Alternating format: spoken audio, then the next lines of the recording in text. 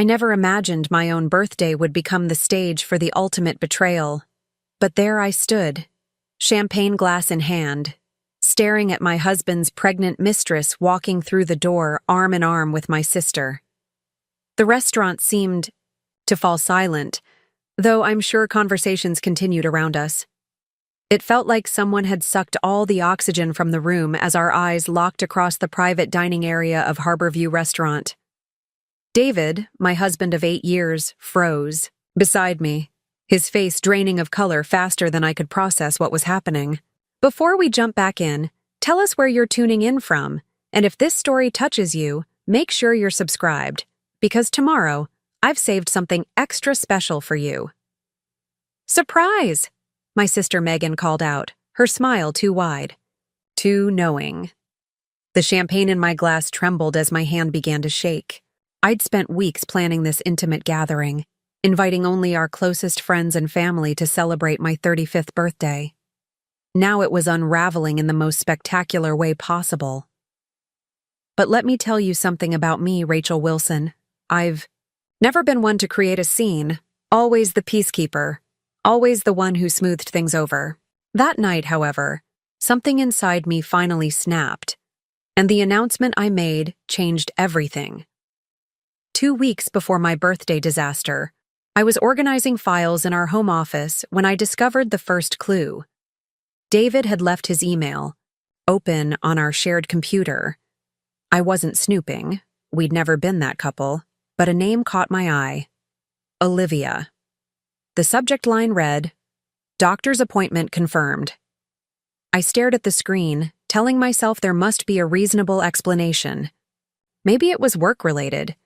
David managed several female employees at his architectural firm. I shouldn't have clicked, but something in my gut pushed me forward. The message was brief, but devastating. Appointment scheduled for Thursday at 2 p.m., 12-week ultrasound. Can't wait for you to see our baby. Love, O. The room seemed to tilt beneath me. 12 weeks. Our baby. The words burned into my retinas as I gripped the edge of the desk. David and I had been trying for a child for the past 3 years without success. 3 rounds of failed IVF had drained our savings and left emotional scars that were still healing. I took screenshots, sent them to my personal email, and closed everything just as I heard his key in the front door. That night, I lay beside him in bed, studying his sleeping face in the dim light filtering through our curtains. How could he look so peaceful while carrying such a secret? "I'm thinking of having my birthday dinner at Harborview," I said casually, over breakfast the next morning. "Something small, just family and close friends." David nodded, scrolling through his phone. "Sounds perfect. Just let me know the details so I can put it in my calendar." I watched him carefully, searching for signs of guilt or hesitation. There were none. 8 years together, and I couldn't read the lies on his face. That scared me more than anything. Later that day, I met my best friend Zoe at our favorite coffee shop. Her eyes widened as I slid my phone across the table, displaying the screenshots. "Holy shit, Rachel," she whispered. "Are you sure it's—" "What you think?" I nodded, my throat tight. "There are more emails, going back months. They met at a conference in Chicago last year. Have you confronted him?" I shook my head. "Not yet. I want to understand the full picture first." Zoe reached across the table, squeezing my hand. "Whatever you need, I'm here." What I needed was answers, and I knew exactly who might have them. My sister Megan had always been closer to David than to me. They shared the same dark humor, the same taste in obscure films. They texted regularly, had inside jokes. I'd always found it slightly uncomfortable, but told myself I was being paranoid. I called her that afternoon. "Hey, do you have time for coffee tomorrow? There's something I want to talk about." There was a pause, just a beat too long. "Sure, but it would have to be early. I have appointments all afternoon." We met at 8 a.m. in a different coffee shop, one closer to her downtown condo. Megan arrived looking immaculate as always, not a strand of her highlighted hair out of place. At 32, my younger sister had already made partner at her law firm, while maintaining the kind of polished appearance that made other women simultaneously envious and exhausted. "So, what's this about?" she asked after ordering an oat milk latte. "Wedding anniversary plans? David mentioned your 8th is coming up." I kept my face neutral. "Actually, I wanted to talk about my birthday. I'm planning something at Harborview. Small gathering. I'd like you to come." "Of course I'll come," she said, smiling. "Just send me the details." I stirred my coffee slowly. "There's one more thing. Do you know anyone named Olivia? Perhaps through David?" The micro-expression that flashed across her face was brief but unmistakable. Alarm. She recovered quickly. "Olivia? I don't think so. Why?" "Just curious. I thought I heard him mention someone by that name." Megan checked her watch. "I should get going. Early court appearance. But send me those birthday details, okay?" As she hurried away, I noticed she'd left her coffee mostly untouched. That evening, I scrolled through David's contacts while he showered. No Olivia. I checked his call history. Nothing suspicious. Either he was being incredibly careful, or he had a second phone. I felt dirty doing this, invading his privacy, but the alternative, continuing in ignorance, seemed worse somehow. The next clue came from the most unexpected source. Richard, my father-in-law, called me the following day. "Rachel, do you know if David's planning to come to our anniversary dinner next month? He hasn't RSVP'd, and he mentioned something about possibly being out of town." My stomach clenched. "Out of town? He hasn't mentioned any trips to me." There was an awkward pause. "Oh. Well, maybe I misunderstood. He said something about an overnight in Pinehurst with a client. Pinehurst was about 2 hours away, a quiet, upscale resort town known for its spas and golf courses, perfect for a romantic getaway." "I'll ask him and get back to you," I said, trying to keep my voice steady. That night, I casually mentioned his parents' anniversary dinner. "Your dad called today. Wanted to know if we're going to their anniversary dinner next month." David nodded, not looking up from his laptop. I told him maybe. I might have that Pinehurst client meeting. "The overnight one?" I asked. His eyes flickered up to mine, then back to his screen. "Yeah, still waiting for confirmation." The ease with which he lied terrified me. Had it always been this way? Had I just never noticed? Over the next few days, I became a detective in my own marriage. I discovered credit card charges for jewelry I'd never seen, dinner reservations at restaurants we'd never visited together, and most damning of all, a lease agreement for an apartment in the Arts District downtown, co-signed by David and Olivia Palmer. I drove by the address one afternoon. It was a converted warehouse, all exposed brick and massive windows. Very expensive, very trendy, and only a 15-minute drive from his office. Convenient. I was sitting in my car across the street when a woman emerged from the building. She was tall, with a cascade of auburn hair, wearing a flowing summer dress that did nothing to hide her clearly pregnant belly. She looked exactly like the woman I'd seen in several photos on social media. Photos where she'd been tagged with colleagues from David's firm at various events. Something inside me turned to ice as I watched her walk to a sleek black car parked nearby. She was beautiful. Yes, but it was more than that. She moved with a confidence I'd once possessed but had somehow lost in the past few years of fertility, treatments, disappointments, and growing distance in my marriage. I followed her, not entirely sure what I was doing. She drove to an upscale grocery store, parked, and went inside. Before I could talk myself out of it, I parked as well and followed her in. I found her in the produce section, carefully selecting avocados. Taking a deep breath, I approached. "Excuse me," I said, my voice steadier than I expected. "Are you Olivia?" She turned, her expression curious but not alarmed. Yes? Do I know you? No, I said, but I believe you know my husband, David Wilson. The avocado in her hand fell to the floor as her face drained of color. Her free hand instinctively moved to her belly in a protective gesture. Rachel, she whispered. The fact that she knew my name shouldn't have surprised me. But somehow it did. It made the betrayal even more real. How far along are you? I asked, nodding toward her stomach. She swallowed hard. 14 weeks. 2 weeks had passed since the email I'd found. 14 weeks pregnant. While I'd been going through painful, expensive fertility treatments, my husband had been creating life with someone else. Does Megan know? The question clearly caught her off guard. Who? My sister, Megan Carter. Confusion crossed her face. I don't. I'm not sure who that is. Look, I think you should talk to David.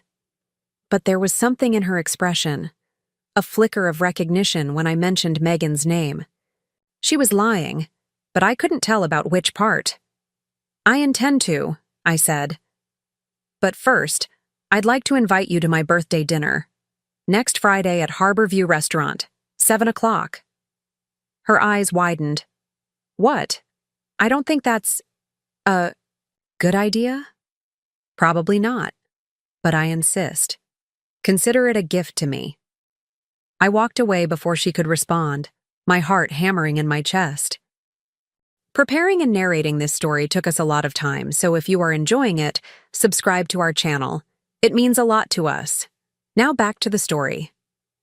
I had no idea if she would actually show up, but something told me she might. There was a vulnerability in her eyes that suggested she wasn't entirely comfortable with her role in this deception.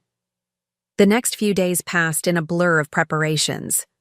I confirmed reservations at Harborview, sent out reminders to guests, and ordered a special cake from my favorite bakery, all while carrying the weight of what I knew and planning what I would say when the moment arrived. David noticed nothing amiss. He commented on how excited I seemed about my birthday, offered to help with arrangements, and continued to sleep peacefully beside me each night. The final piece fell into place the day before my birthday. I was having lunch with Natalie, a co-worker who had become a good friend, when she mentioned seeing Megan at a doctor's office. I didn't know you and your sister shared the same OB/GYN, she said between bites of salad. I frowned. We don't. Megan isn't pregnant. Natalie looked confused. That's weird. I could have sworn it was her. At Dr. Peterson's office? She was with a pregnant woman with reddish hair. They seemed pretty friendly. My fork clattered against my plate. Dr. Peterson was my gynecologist, the one who had guided me through all my failed fertility treatments. The one who knew every intimate detail of my reproductive history. When was this? I asked. Last Thursday, I think? Around 2 o'clock. The ultrasound appointment. 12-week ultrasound. My sister had gone with Olivia to my doctor. The pieces were clicking into place, forming a picture so grotesque I could barely comprehend it. That night I made one final call, to my parents. Mom, I said when she answered, I need you and Dad to come to my birthday dinner tomorrow. It's important. Of course we'll be there, sweetheart. Is everything all right? It will be, I said, and for the first time in weeks, I felt a strange sense of calm. After tomorrow, everything will be very clear. The day of my birthday dawned bright and clear. I spent the morning at a spa, treating myself to a massage and facial. I had my hair styled, my nails done, and bought a new dress, a deep emerald, green that made my eyes look fierce and determined rather than sad and betrayed. David seemed genuinely appreciative when I emerged from our bedroom ready for the evening. You look incredible, he said, his eyes traveling over me in a way they hadn't in months. Thank you, I replied. Tonight is special. He had no idea just how special it would be. We arrived at Harborview early to make sure everything was perfect. The private dining room overlooked the water, with floor-to-ceiling windows that captured the sunset in all its glory. I had requested a specific seating arrangement, David at one end of the long table, me at the other, with strategic placement for everyone else. Guests began arriving. My parents, Eleanor and Richard Carter, looking elegant and happy. Zoe and her husband Jason, who gave me an extra long hug as if sensing I needed the support. Colleagues from work, including Natalie, who shot me a curious look I pretended not to notice. David's parents and his brother, a few other close friends. As 7 o'clock approached, the only people missing were Megan and the guest she didn't know I was expecting. And then it happened. The door to the private dining room opened, and there they stood, Megan, looking stunning in a fitted black dress, and beside her, Olivia, her pregnancy unmistakable in a flowing blue gown that accentuated rather than concealed her condition. The room didn't actually fall silent. Conversations continued, glasses clinked. But to me, it felt as though someone had hit mute on everything except the blood rushing in my ears. David's face, as I mentioned earlier, drained of all color. He stood halfway out of his chair, frozen in the act of rising for a toast someone had just proposed. "Surprise!" Megan called out, but her voice faltered as she took in my expression. The seating arrangement, the trap I had so carefully laid. I raised my champagne glass high, causing several people to do the same, thinking I was about to make a toast. Instead, I locked eyes with David across the length of the table and smiled. "I'd like to thank everyone for coming to celebrate with me tonight," I began, my voice carrying clearly across the now quieting room. "Especially our surprise guests. Megan, my dear sister, and Olivia, who is carrying my husband's child. Why don't you both take a seat? The show is just beginning." The gasps around the table were audible. David's mother put a hand to her mouth. My father half rose from his seat, confusion and anger warring on his face. "Rachel," David said, his voice strangled. "What are you doing?" I took a small sip of champagne, savoring the moment. "I'm celebrating my birthday by unwrapping the truth, David. Isn't that what birthdays are for? Gifts? And the truth is quite a gift, don't you think?" Megan had gone deathly pale, still standing in the doorway with Olivia.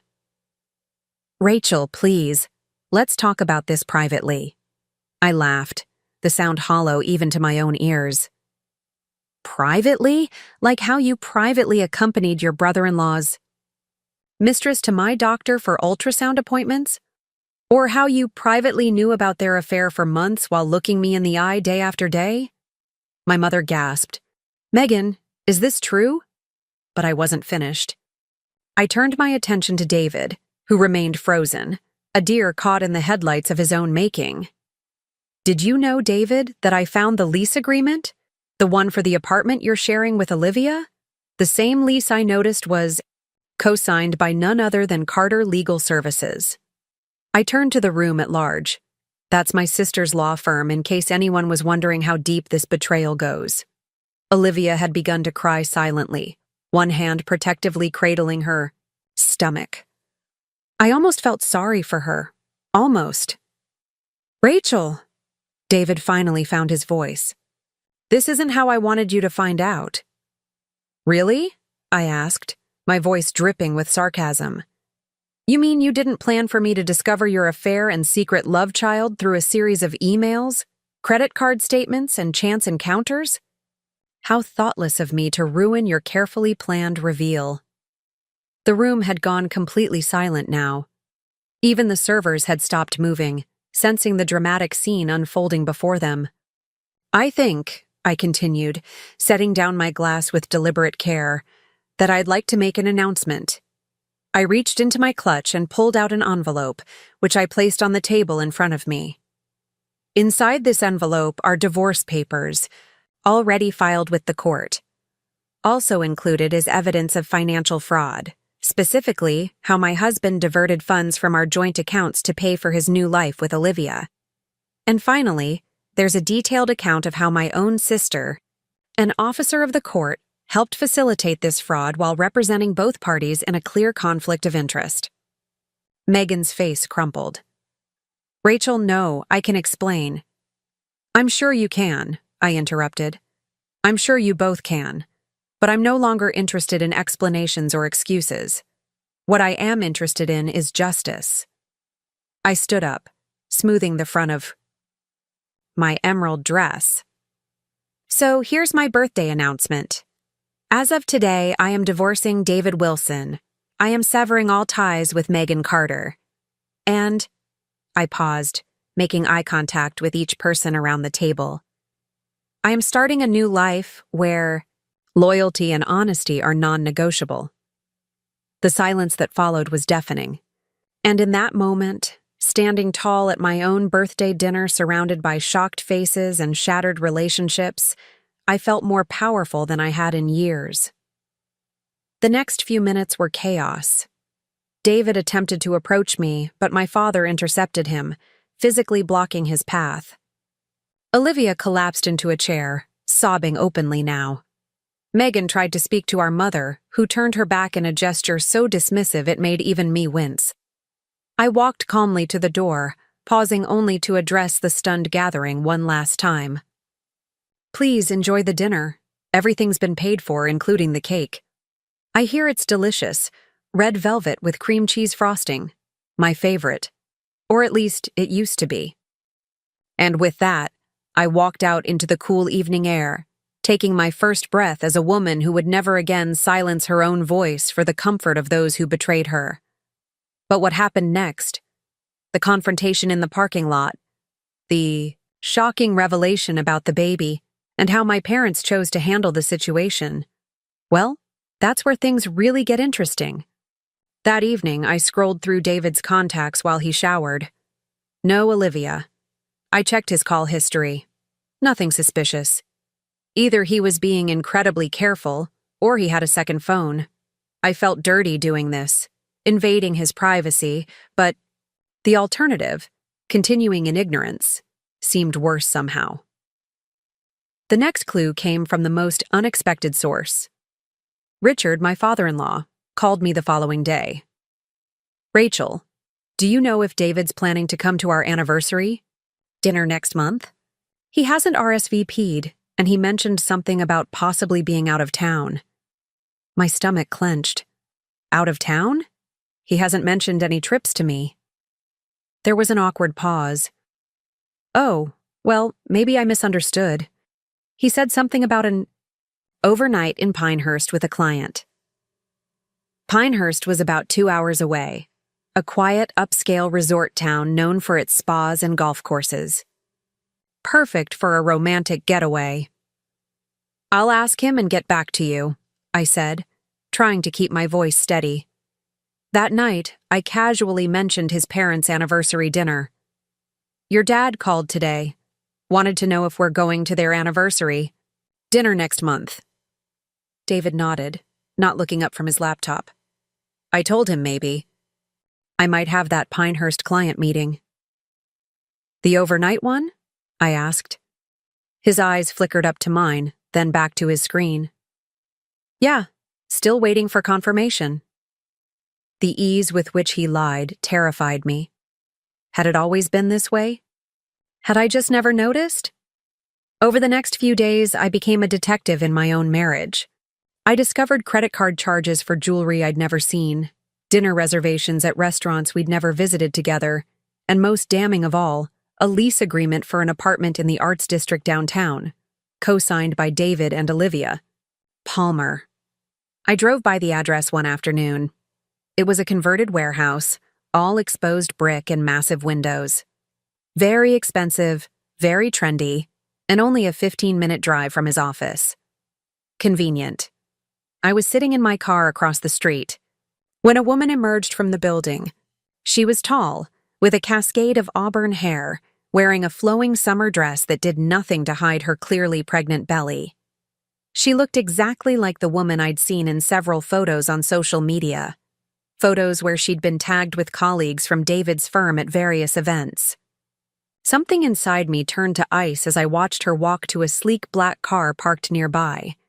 She was beautiful, yes, but it was more than that. She moved with a confidence I'd once possessed, but had somehow lost in the past few years of fertility, treatments, disappointments, and growing distance in my marriage. I followed her, not entirely sure what I was doing.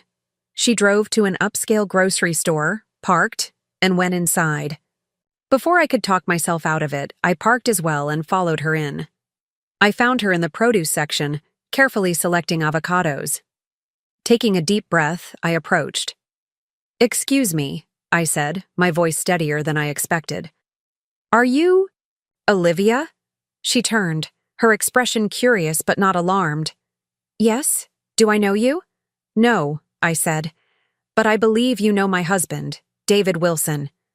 The avocado in her hand fell to the floor as her face drained of color. Her free hand instinctively moved to her belly in a protective gesture.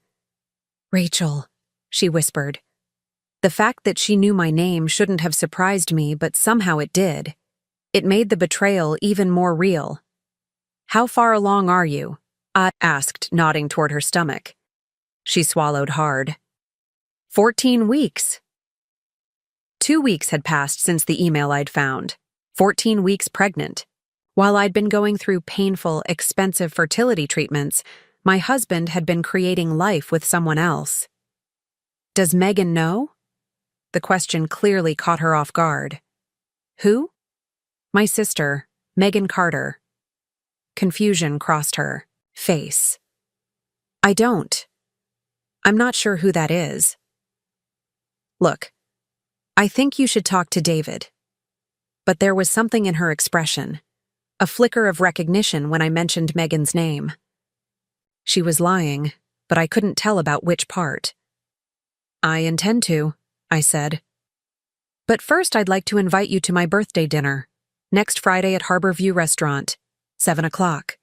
Her eyes widened. "What? I don't think that's a good idea. Probably not. But I insist. Consider it a gift to me." I walked away before she could respond, my heart hammering in my chest. I had no idea if she would actually show up, but something told me she might. There was a vulnerability in her eyes that suggested she wasn't entirely comfortable with her role in this deception. The next few days passed in a blur of preparations.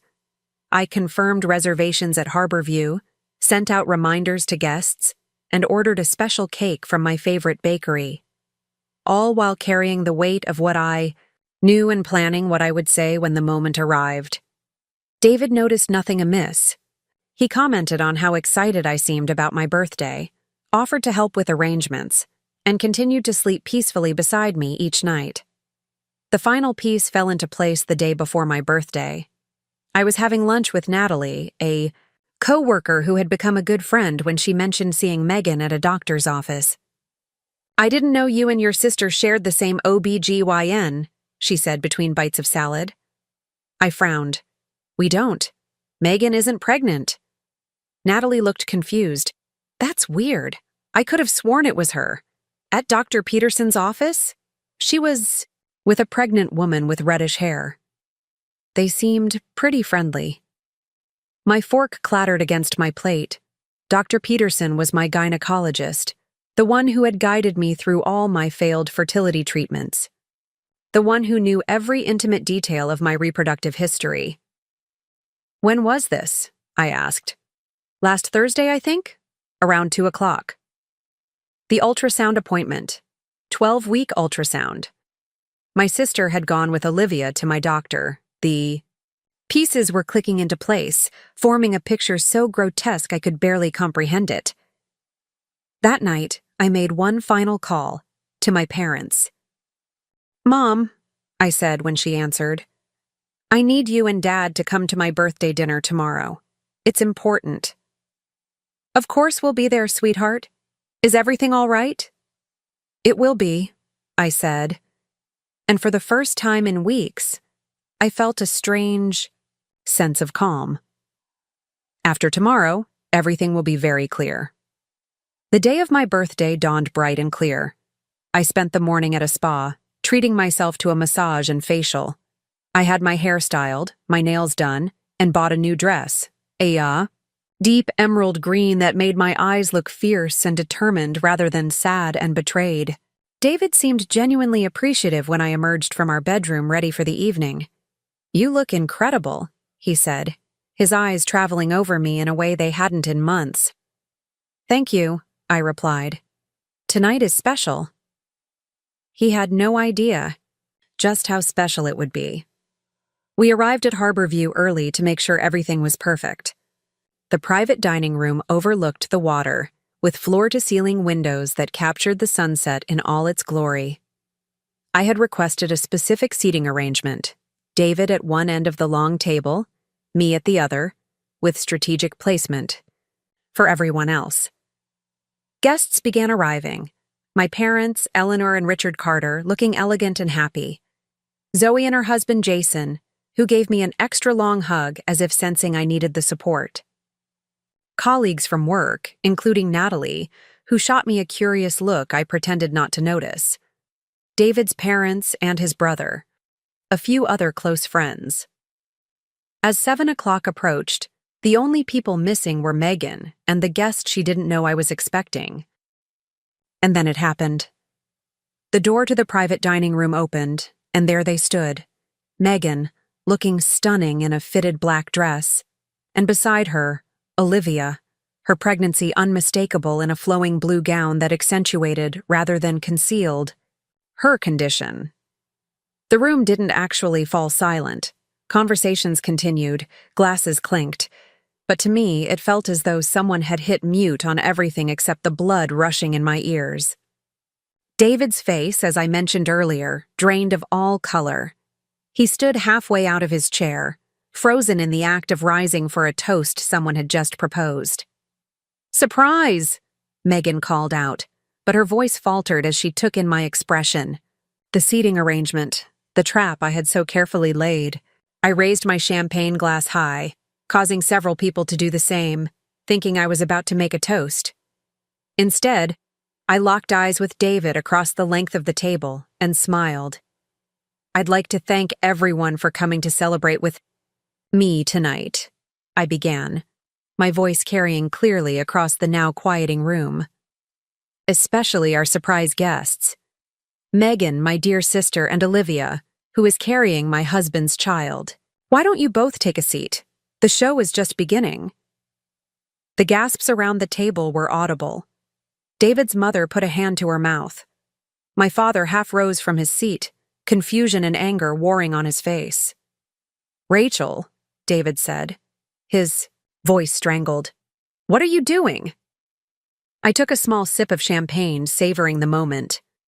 "I'm celebrating my birthday by unwrapping the truth, David. Isn't that what birthdays are for? Gifts? And the truth is quite a gift, don't you think?" Megan had gone deathly pale, still standing in the doorway with Olivia. "Rachel, please. Let's talk about this privately." I laughed, the sound hollow even to my own ears. "Privately? Like how you privately accompanied your brother-in-law's mistress to my doctor for ultrasound appointments. Or how you privately knew about their affair for months while looking me in the eye day after day." My mother gasped. "Megan, is this true?" But I wasn't finished. I turned my attention to David, who remained frozen, a deer caught in the headlights, of his own making.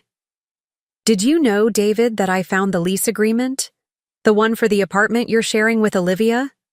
The same lease I noticed was co-signed by Carter Legal Services." I turned to the room at large.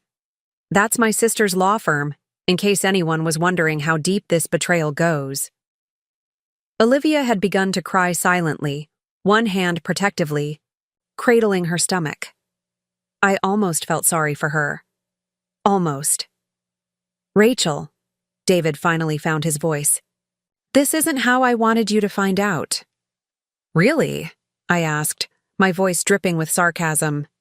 "You mean you didn't plan for me to discover your affair and secret love child through a series of emails, credit card statements, and chance encounters?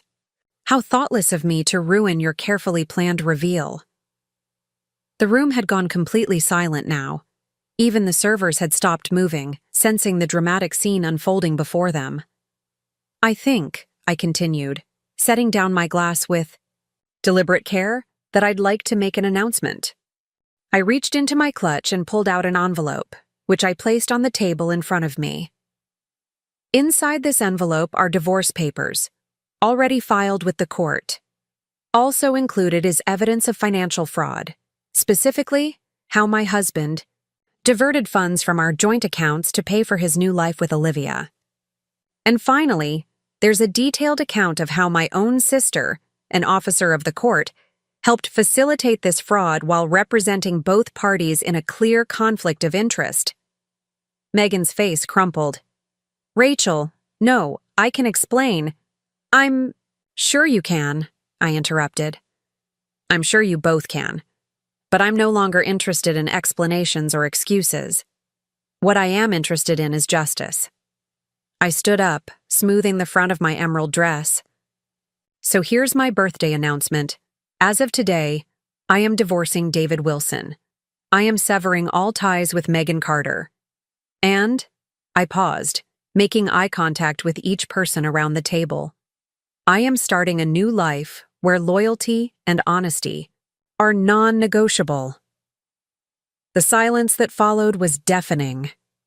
And in that moment, standing tall at my own birthday dinner surrounded by shocked faces and shattered relationships, I felt more powerful than I had in years. The next few minutes were chaos. David attempted to approach me, but my father intercepted him, physically blocking his path. Olivia collapsed into a chair, sobbing openly now. Megan tried to speak to our mother, who turned her back in a gesture so dismissive it made even me wince. I walked calmly to the door, pausing only to address the stunned gathering one last time. Please enjoy the dinner. Everything's been paid for, including the cake. I hear it's delicious, red velvet with cream cheese frosting. My favorite, or at least it used to be. And with that, I walked out into the cool evening air, taking my first breath as a woman who would never again silence her own voice for the comfort of those who betrayed her. I made it halfway to my car before the tears finally came. Not gentle. Sad tears, but deep, angry sobs that tore through my chest like a physical pain. I fumbled with my keys, my vision blurred, when I heard footsteps behind me. Rachel, wait, please, Zoe called, running to catch up with me, her heels clicking against the pavement of the restaurant parking lot. I turned, wiping at my eyes. I'm fine, go back inside. She shook her head firmly. Absolutely not. I'm coming with you. She took the keys from my trembling hands. And I'm driving. I didn't argue. As we pulled out of the parking lot, I saw David burst through the restaurant doors, looking frantically in all directions. Our eyes met through the windshield for one brief moment before Zoe accelerated onto the main road. That, she said, after a long silence, was the most badass thing I have ever seen. A startled laugh escaped me.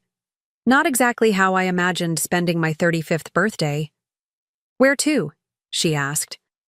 I hadn't thought that far ahead.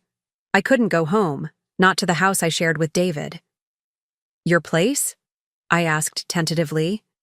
Already planned on it, Zoe replied, taking the turn toward her neighborhood. Guest room is all yours for as long as you need it.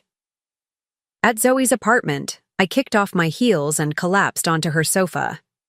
She handed me a glass of whiskey, which I accepted gratefully. Did you know? I asked, after taking a long sip. About any of it? Zoe sat beside me, her expression serious. I suspected something was off with David, the way he'd been acting, at our dinner parties, how he always had an excuse not to join us. But Megan? No. That blindsided me completely. My phone had been buzzing continuously since we left the restaurant. I finally looked at it. 14 missed calls from David, 8 from Megan, 3 from my mother, 1 from my father, and dozens of text messages. I read a few from David. Please come home so we can talk. This isn't what you think. I never meant to hurt you. One from Megan caught my eye. "You've ruined everything. You had no right to do this." I laughed bitterly and showed it to Zoe, who read it and swore under her breath. "Block them," she advised. "At least for tonight." I nodded and did exactly that. Then I turned off my phone entirely. "What happens now?" Zoe asked softly. I stared into my whiskey glass. Now I follow through. The divorce papers weren't a bluff. I filed them yesterday. I've already contacted a financial advisor about separating our assets. And tomorrow, I'm calling the ethics board of the State Bar Association about Megan. Zoe's eyes widened. "You're really going to report her?" "She used her position as an attorney to help my husband defraud me," I said, my voice hardening. "She broke client confidentiality by sharing my medical information with Olivia. And she arranged for Olivia to see my doctor, probably hoping to use my history of fertility issues against me in a custody battle that hasn't even begun yet." "Jesus," Zoe whispered. "That's calculated," I finished for her. Megan has always been calculating. I just never thought she'd calculate against me. The events of the evening kept replaying in my mind. The looks on their faces when I exposed them. The silence that followed my announcement. The feeling of power that came from finally speaking my truth. But beneath it all was a deep, aching sadness for what I'd lost. Not just my marriage, but my family, my sense of safety, and the future I'd been planning. "You know what the worst part is?" I said, refilling my glass. "I spent 3 years trying to get pregnant. 3 years of hormone injections, invasive procedures, disappointment after disappointment. All while he was with her, creating the family I so desperately wanted." Zoe took my hand, squeezing it gently. "I know. It's not fair." "It's more than not fair," I said, a fresh surge of anger rising in me. "It's cruel. They used my pain against me. They watched me suffer and said, nothing." We sat in silence for a while, the weight of betrayal hanging heavy in the air. Eventually, exhaustion overtook me, and I fell into a restless sleep on Zoe's couch. The next morning, I woke to the smell of coffee and the sound of hushed voices. I sat up, disoriented for a moment before remembering where I was and why. I wrapped Zoe's throw blanket around my shoulders and padded toward the kitchen. Zoe was there with her husband, Jason, both of them falling silent when they saw me. "Morning," I said, my voice rough from sleep and crying. "There she is," Jason said, his smile gentle. "The woman of the hour. Coffee?" I nodded gratefully. "Please." As he poured me a cup, I caught them exchanging looks. "What is it?" I asked. Zoe hesitated, then slid her tablet across the counter to me. On the screen was Megan's Instagram page. She had posted a long statement about family misunderstandings and hasty judgments. The post was filled with comments offering support and condemning my public scene. "She's spinning it already," I said, unsurprised but still hurt. "There's more," Jason said, looking uncomfortable. "David's posted something too." I took a deep breath and nodded for him to show me. David's post was a picture of us from happier times, with a caption expressing his deep regret for the pain caused, and his hope that we could work through this difficult time privately. The comments were a mix of shock, support for him, and people asking invasive questions about what had happened. One comment in particular caught my eye, from Olivia. "Sending love and strength to you both during this challenging time." I pushed the tablet away, fighting a wave of nausea. They're trying to control the narrative, make me look like the villain. "It won't work," Zoe assured me. "Anyone who knows you knows better." But I wasn't so sure. Megan was a master manipulator, and David had always been charming. It was part of what had attracted me to him in the first place. Together, they could be formidable. "I need to get ahead of this," I said, pulling out my phone. I turned it on to find even more missed calls and messages. I ignored them all and opened my own social media accounts. I posted a simple statement. Last night, I discovered the extent of my husband's affair with a colleague and my sister's involvement in concealing it from me.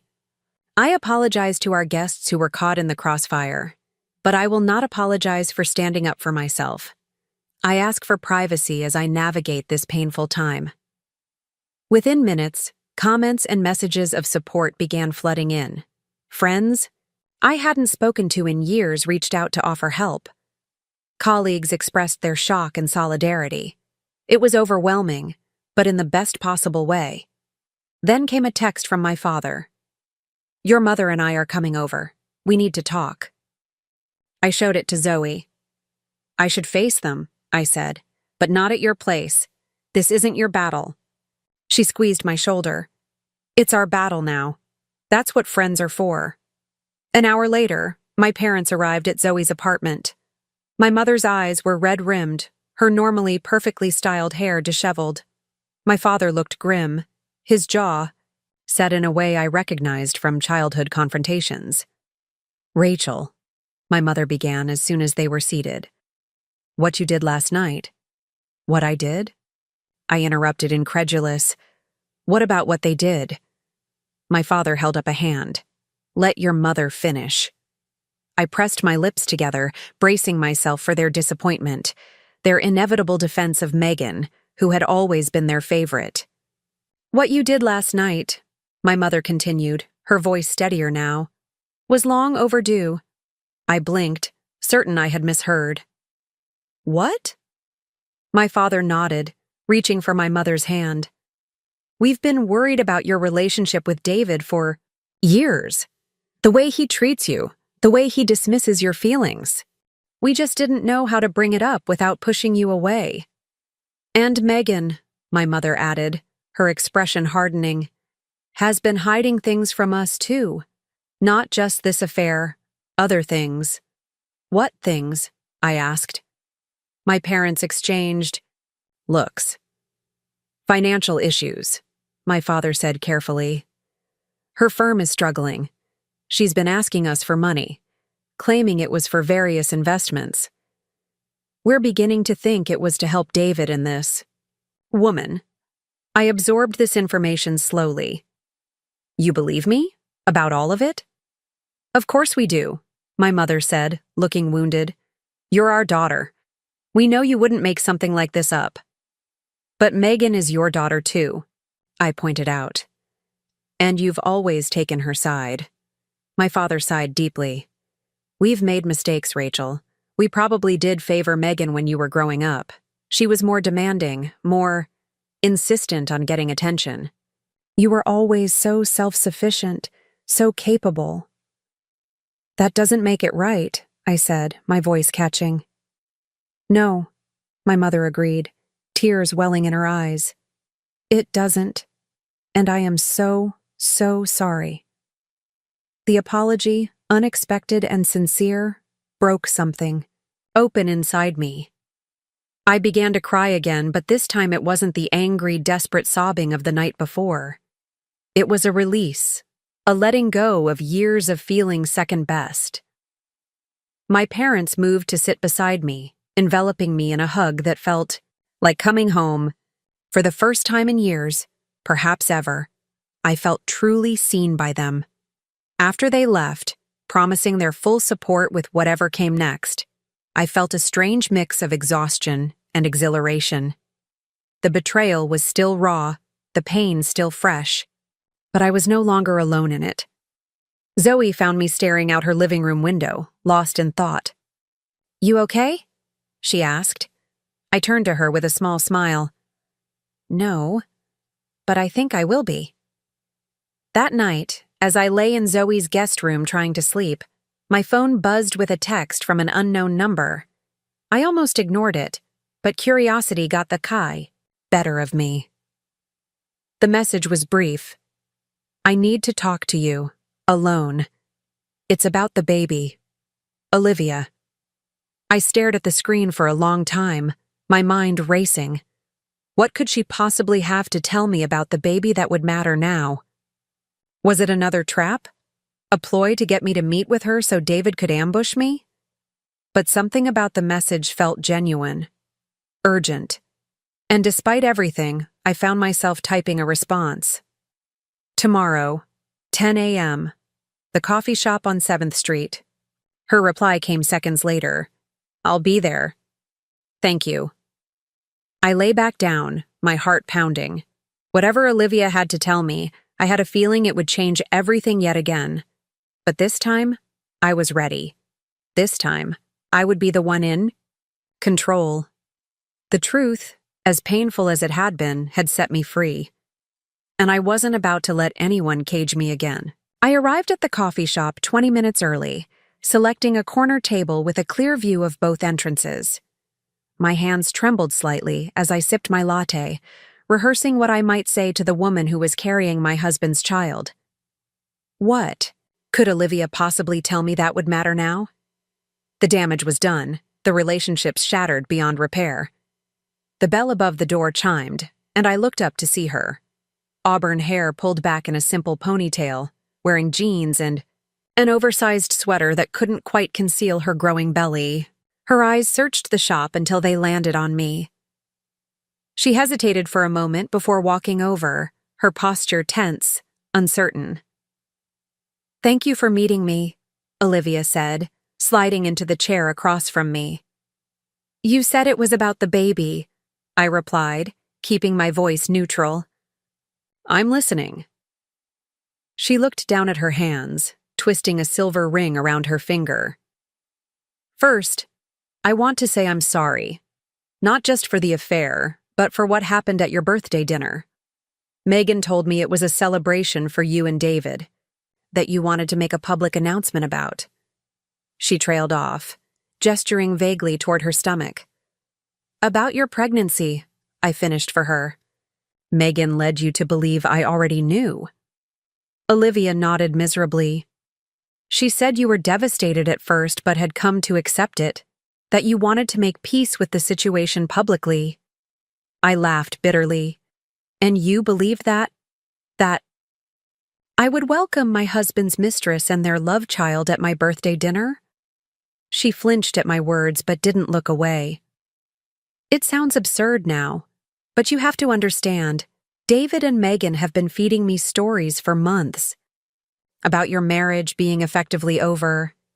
About you two staying together only for appearances. About how you were emotionally abusive.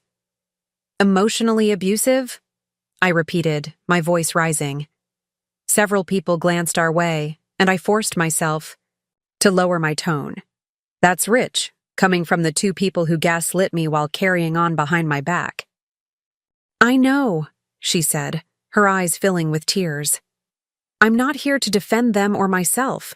I made terrible choices, trusted the wrong people. But that's not what I need to tell you. I braced myself. Go on. Olivia took a deep breath. The baby. It's not David's. For a moment, I couldn't process her words. What? David isn't the father, she repeated, her voice barely above a whisper. And I can prove it. My mind raced, trying to make sense of this new information. If David isn't the father, then who is? And why would you pretend he was? She looked down again, shame coloring her cheeks. The father is James Harper. The name hit me like a physical blow. James Harper, David's business partner, a married man with 3 young children. The pieces started clicking into place. James and I had been seeing each other for almost a year, Olivia continued. When I found out I was pregnant, he panicked. Said he couldn't leave his wife, that it would ruin him financially and professionally. Then David found out about the affair. And offered to claim the baby as his, I finished, the grotesque picture becoming clear. But why would he do that? Olivia's answer was simple but devastating. Leverage. Over James, over the firm. And over me, I added, the final piece falling into place. My infertility gave him the perfect cover story. He could be the hero who finally gave me what I wanted most, a child, while using it to control his business interests. And Megan helped orchestrate the whole thing. Olivia nodded. Megan suggested using your doctor, said it would make the story more convincing if questions ever came up. She drew up papers for both James and David, protecting everyone except me, I said, my voice hollow. I was the only one who wasn't supposed to know the truth.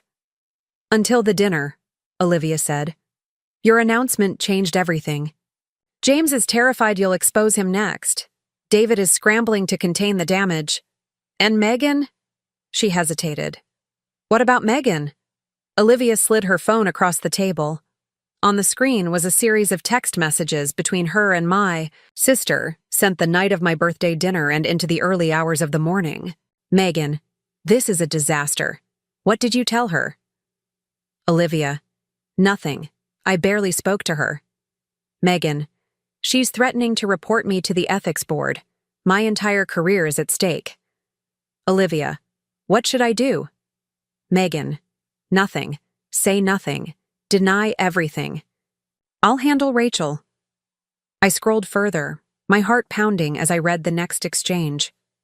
Megan, we need to accelerate the plan. Get a paternity test ASAP showing David as the father. Olivia, but he's not the father. Any real test will show that. Megan, I know someone who can help with that. Just trust me. The last message from Megan sent a chill down my spine. If Rachel wants war, she'll get it. But remember who has more to lose. I handed the phone back to Olivia, my hands shaking with anger.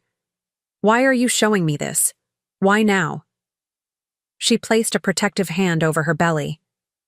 Because I'm 4 months pregnant and suddenly realizing that I've aligned myself with people who are willing to falsify paternity tests and frame an innocent woman as emotionally abusive.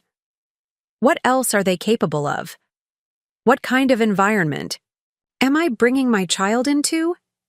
For the first time since meeting her, I felt a flicker of sympathy for Olivia.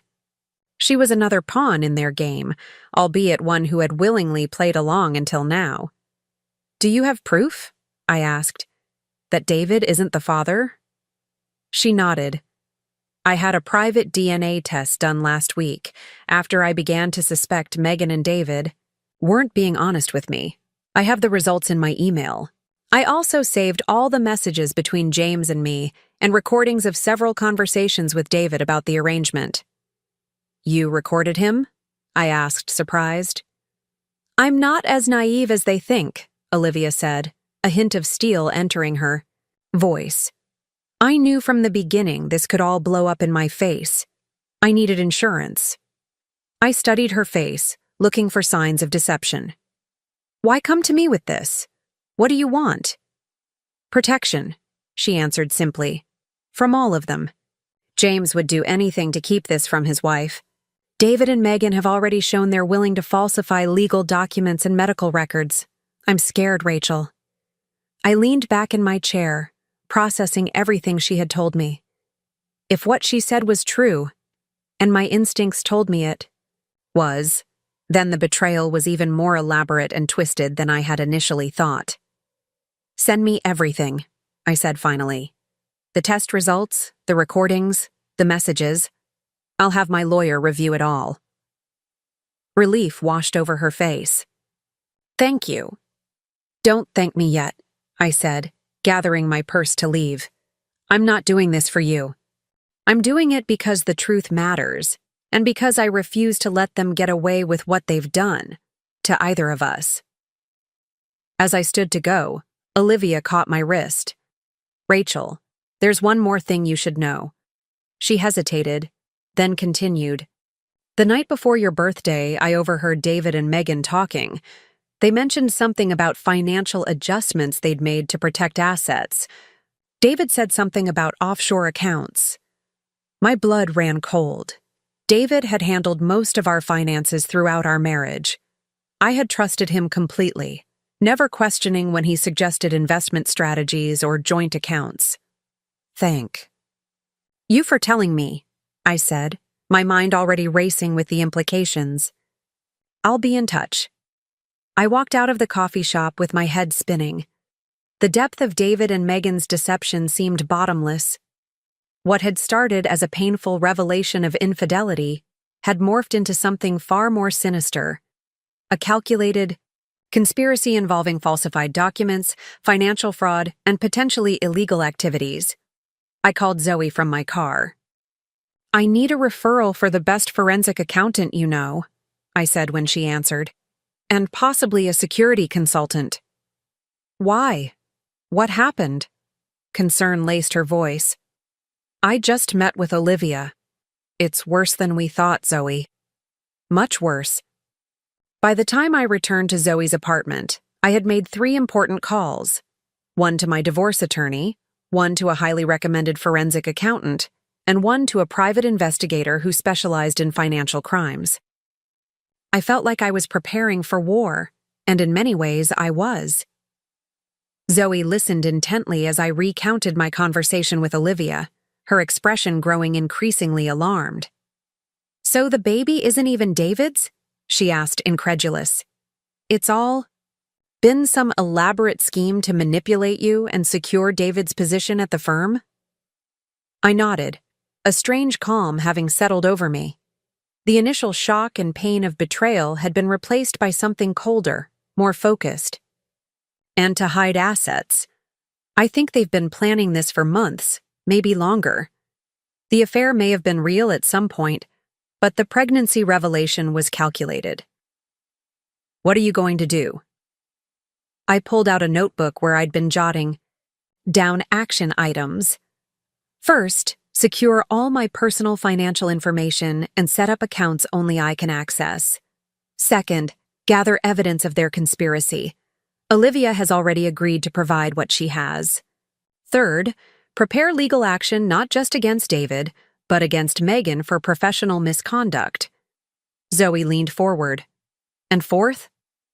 I met her gaze steadily. "Expose everything." "Are you sure that's wise?" she asked gently. "It could get messy, painful." "It's already messy and painful," I replied. "But I refuse to be silenced by their threats or manipulations. If they want to paint me as the villain, then I'll show the world who they really are." Over the next few days, I worked methodically to build my case.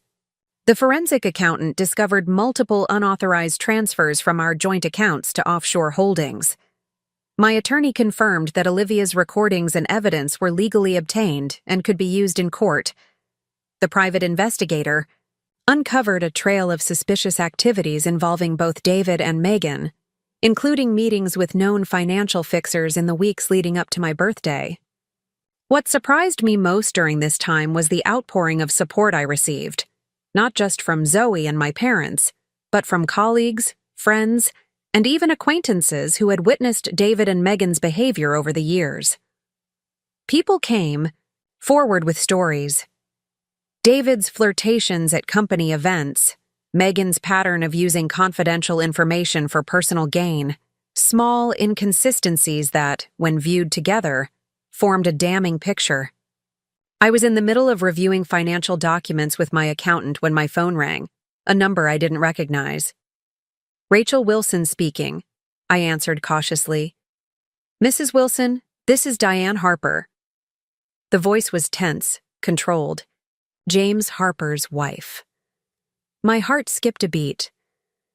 "Mrs. Harper, how can I help you?" "I think we need to talk," she said simply. "In person." We arranged to meet at a small park outside the city, a neutral location where we were unlikely to be recognized together. I arrived to find Diane already there, sitting on a bench near the pond. She was an elegant woman in her early 40s, with a composed demeanor that revealed nothing of the turmoil she must be feeling. "Thank you for meeting me," she said, as I sat beside her. "No handshake, no pleasantries." "Olivia spoke to you," I guessed. Diane nodded. "Yesterday. She told me everything. About the affair, the baby, the arrangement with your husband." "I'm sorry," I said, meaning it. Whatever my feelings toward Olivia, James, David, or Megan, Diane was another innocent party caught in their web of deception. "Don't be," she replied, her voice hardening. "I've suspected James was unfaithful for years. What I didn't know was the extent of the deception, or who else was involved." She turned to face me directly. "What are your intentions, Mrs. Wilson?"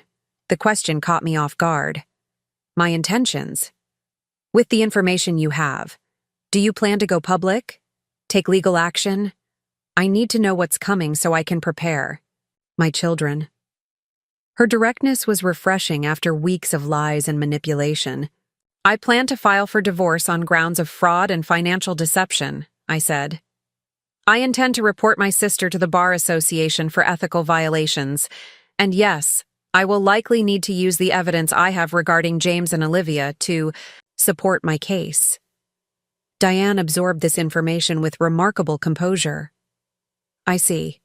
And if I asked you to keep my children out of it as much as possible?"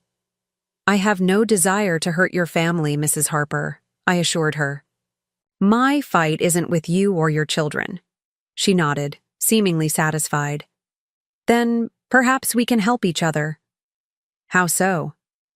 "I've been documenting James's financial indiscretions for years," she said, opening her purse and removing a flash. "Drive. Suspicious withdrawals, unexplained expenses, conversations overhead. I was gathering evidence for a potential divorce. But what I've found goes beyond our marriage. There are irregular transactions between Harper and Wilson Architecture and several shell companies that appear to be laundering money." I stared at the flash drive she held out to me. "You're giving this to me? Why?" "Because you have the courage to fight openly, while I need to protect my children from public scandal," she said simply. "Use it however you see fit. All I ask is that you give me advance notice before anything becomes public, so I can prepare my family." I accepted the flash drive, stunned by this unexpected alliance. "Thank you. I'll honor your request." As we parted ways, Diane added one final thought. "They underestimated us both, Mrs. Wilson. Let's make sure they never make that mistake again." By the time I returned to Zoe's apartment, my resolve had hardened into something unbreakable. The pieces were all coming together. Olivia's evidence of the fake paternity arrangement, Diane's financial documents, my own discoveries about missing assets, and the growing collection of witness statements attesting to David and Megan's character and conduct. I was reviewing everything with my attorney when my phone buzzed with a text from David. "We need to talk, please. I miss you. Come home." I showed it to my lawyer, who frowned. "Don't respond. At this point, any communication should go through me." I nodded, but the text continued to nag at me throughout the evening. Not because I was tempted to reconcile, that bridge had been thoroughly burned, but because it represented a shift in tactics. After days of threatening messages and attempts to intimidate me through mutual friends, David was now trying a softer approach, which meant he was getting desperate. My suspicion was confirmed the next morning when Zoe burst into the guest room where I was working. "You need to see this," she said, handing me her tablet. On the screen was a post from Megan, accompanied by a photo of her comforting a seemingly distraught David. The caption read, "Standing by family during mental health crises isn't always easy, but it's essential. Sending love and healing thoughts to my brother-in-law as he navigates this difficult time." Mental health awareness. Family support. The comments were filled with sympathetic messages and thinly veiled references to me as the cause of his supposed breakdown. "They're setting the stage," I said, anger burning through me, trying to discredit anything I might say by painting me as the unstable wife who abandoned her mentally ill husband. Zoe sat beside me on the bed. "It's despicable, but not unexpected." I scrolled through more comments, noting several from mutual friends expressing concern and offering support to David. People who hadn't bothered to check on me or hear my side of the story. "Well, two can play at this game," I said, reaching for my phone. Rachel, wait, Zoe cautioned. Don't sink to their level. I paused, considering her words. You're right. Social media battles won't solve anything. But I'm done being reactive. It's time to take control of this narrative. Instead of posting a response, I made 3 calls. The first was to my attorney, instructing him to send formal cease and desist, letters to both David and Megan regarding defamatory statements. The second was to a reporter at the local newspaper who had previously covered business ethics stories. I arranged a meeting to discuss potential financial irregularities at Harper and Wilson Architecture. The third was to David's parents. Rachel, my mother-in-law answered, surprise evident in her voice. We've been so worried about you. I'm sure David has told you his version of events, I said, keeping my tone even. But before you form any final judgments, I'd like to meet with you and Mr. Wilson. There are things you need to know. There was a pause, then, of course, dear. When? We arranged to meet that afternoon at their home. I spent the intervening hours organizing the evidence I wanted to share with them. Not everything, but enough to show the deliberate nature of David and Megan's deception. David's parents lived in a stately Tudor home in one of the city's older neighborhoods. I'd always felt comfortable there, welcomed as the daughter they never had. Now, as I approached their front door, I wondered if that relationship too had been irreparably damaged. Margaret Wilson opened the door, her usually warm smile replaced by a look of concern. Rachel, come in. Robert is in the study. I followed her through the familiar hallways, noting the family photos still prominently displayed, including several of David and me on our wedding day. The sight sent a pang through my heart, not of longing, but of loss. Mourning for the life I thought I had. Robert Wilson rose from his armchair as we entered, his expression grave. Rachel, thank you for coming. I nodded, taking a seat across from him. Thank you for being willing to hear me out. Before you begin, Margaret said, sitting beside her husband, we want you to know that we love you. Whatever has happened between you and David doesn't change that. The sincerity in her voice brought unexpected tears to my eyes. I blinked them away, focusing on why I had come. What I'm about to tell you will be difficult to hear, I began. But I believe you deserve the truth, especially given what David and Megan have been saying publicly. Over the next hour, I laid out the facts as I knew them. The affair, the false pregnancy claim, the financial deceptions, the coordinated efforts to manipulate and discredit me. I showed them key pieces of evidence, emails, financial records, Olivia's statement, but spared them the most painful details. Throughout my explanation, they remained silent, their expressions shifting from disbelief to horror to profound sadness. When I finished, Robert spoke first. If what you're saying is true, and I have no reason to doubt you, then the son we raised is not the man sitting in that house right now. Margaret reached for my hand. Rachel, I am so sorry for what he's done to you, for what you've endured, and for whatever part we may have played in creating a person capable of such deception. You didn't create this, I said gently. David made his choices. So did Megan. Robert shook his head, anger flashing in his eyes. Using another man's child as a pawn? Manipulating you after everything you've been through with the fertility treatments? It's unconscionable. What will you do now? Margaret asked. Proceed with the divorce, I answered. Expose the financial irregularities at the firm? Beyond that, I'm still deciding. Robert and Margaret exchanged a look before he spoke again. We want you to know that we support you. Whatever you need to do, whatever becomes public, we understand. Our relationship with you doesn't have to end because your marriage did. Their support, so unexpected and complete, broke something open inside me. For the first time since discovering David's betrayal, I allowed myself to cry openly, not the angry tears of the birthday dinner, or the shocked tears of the revelations that followed, but tears of relief. Relief that not everything in my life had been a lie, that there were still people I could trust. As I left their home, Margaret hugged me tightly. "Stay strong, dear, and remember, family isn't always blood."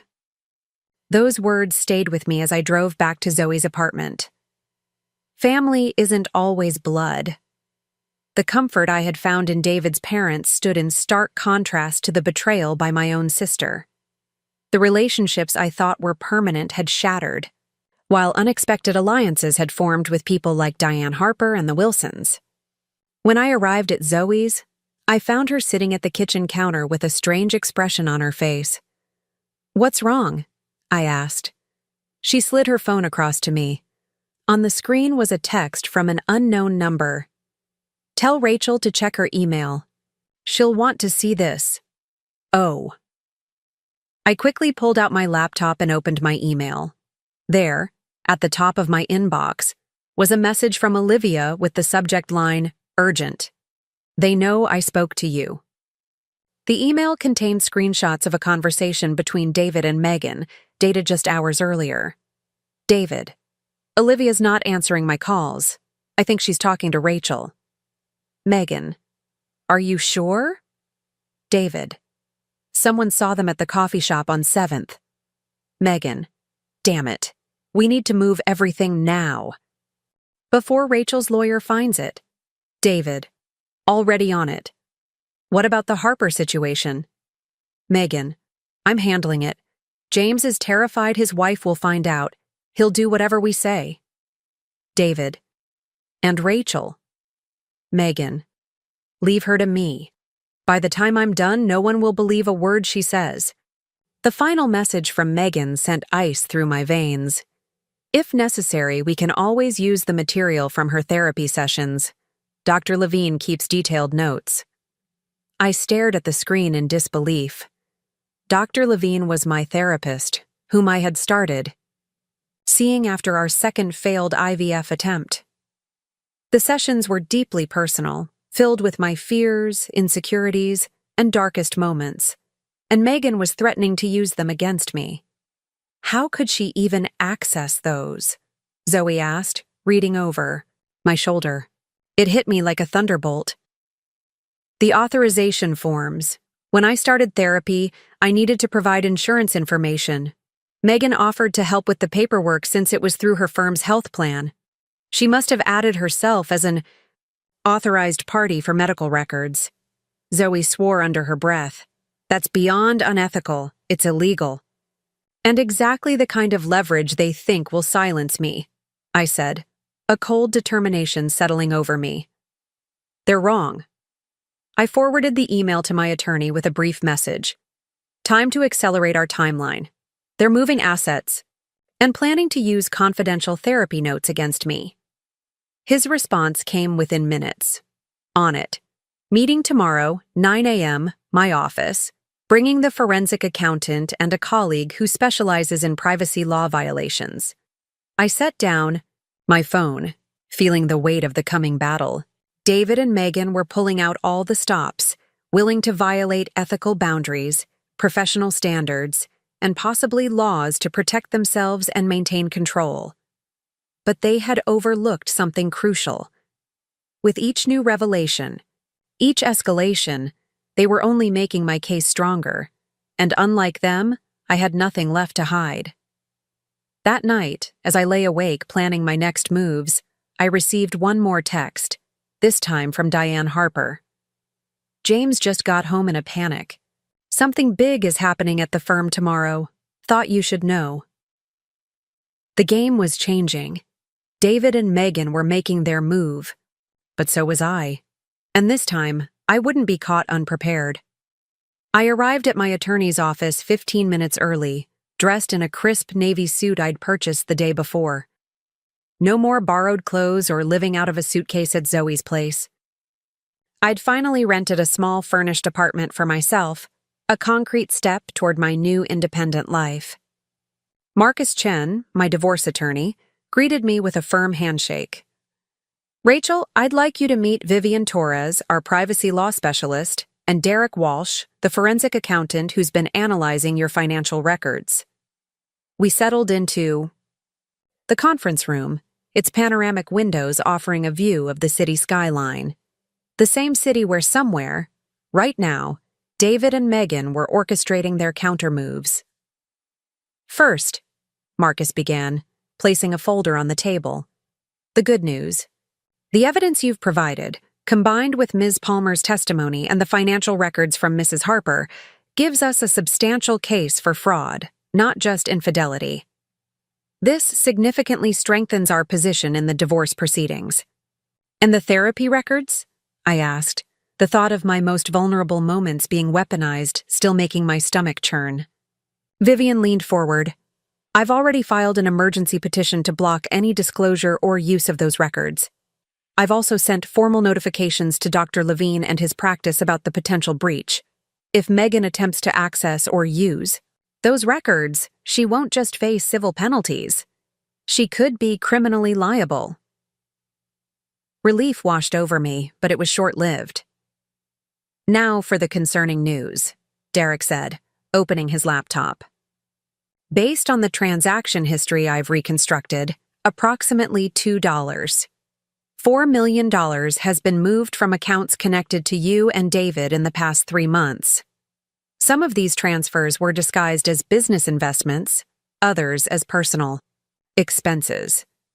But they all lead to the same place, a network of shell companies with connections to an offshore account in the Cayman Islands. My mouth went dry. 2.4 million? That's more than half of our joint assets. Marcus nodded grimly, which suggests they've been planning this for some time. The good news is that we can trace the money. The bad news is that recovering, it could be complicated, especially if they've moved it beyond U.S. jurisdiction. There's something else, Vivian added. A colleague at the courthouse tipped me off this morning. Megan has filed a petition for a temporary restraining order against you. A restraining order? I echoed, stunned. On what grounds? She's claiming harassment and emotional distress, alleging that you've been making threatening calls and sending intimidating messages to both her and David. I shook my head in disbelief. That's absurd. I haven't contacted either of them directly since the birthday dinner. All communication has been through you. We know, Marcus assured me, and we can prove it with phone records and witness statements. It's a desperate tactic, likely designed to damage your credibility before we go public with what we know.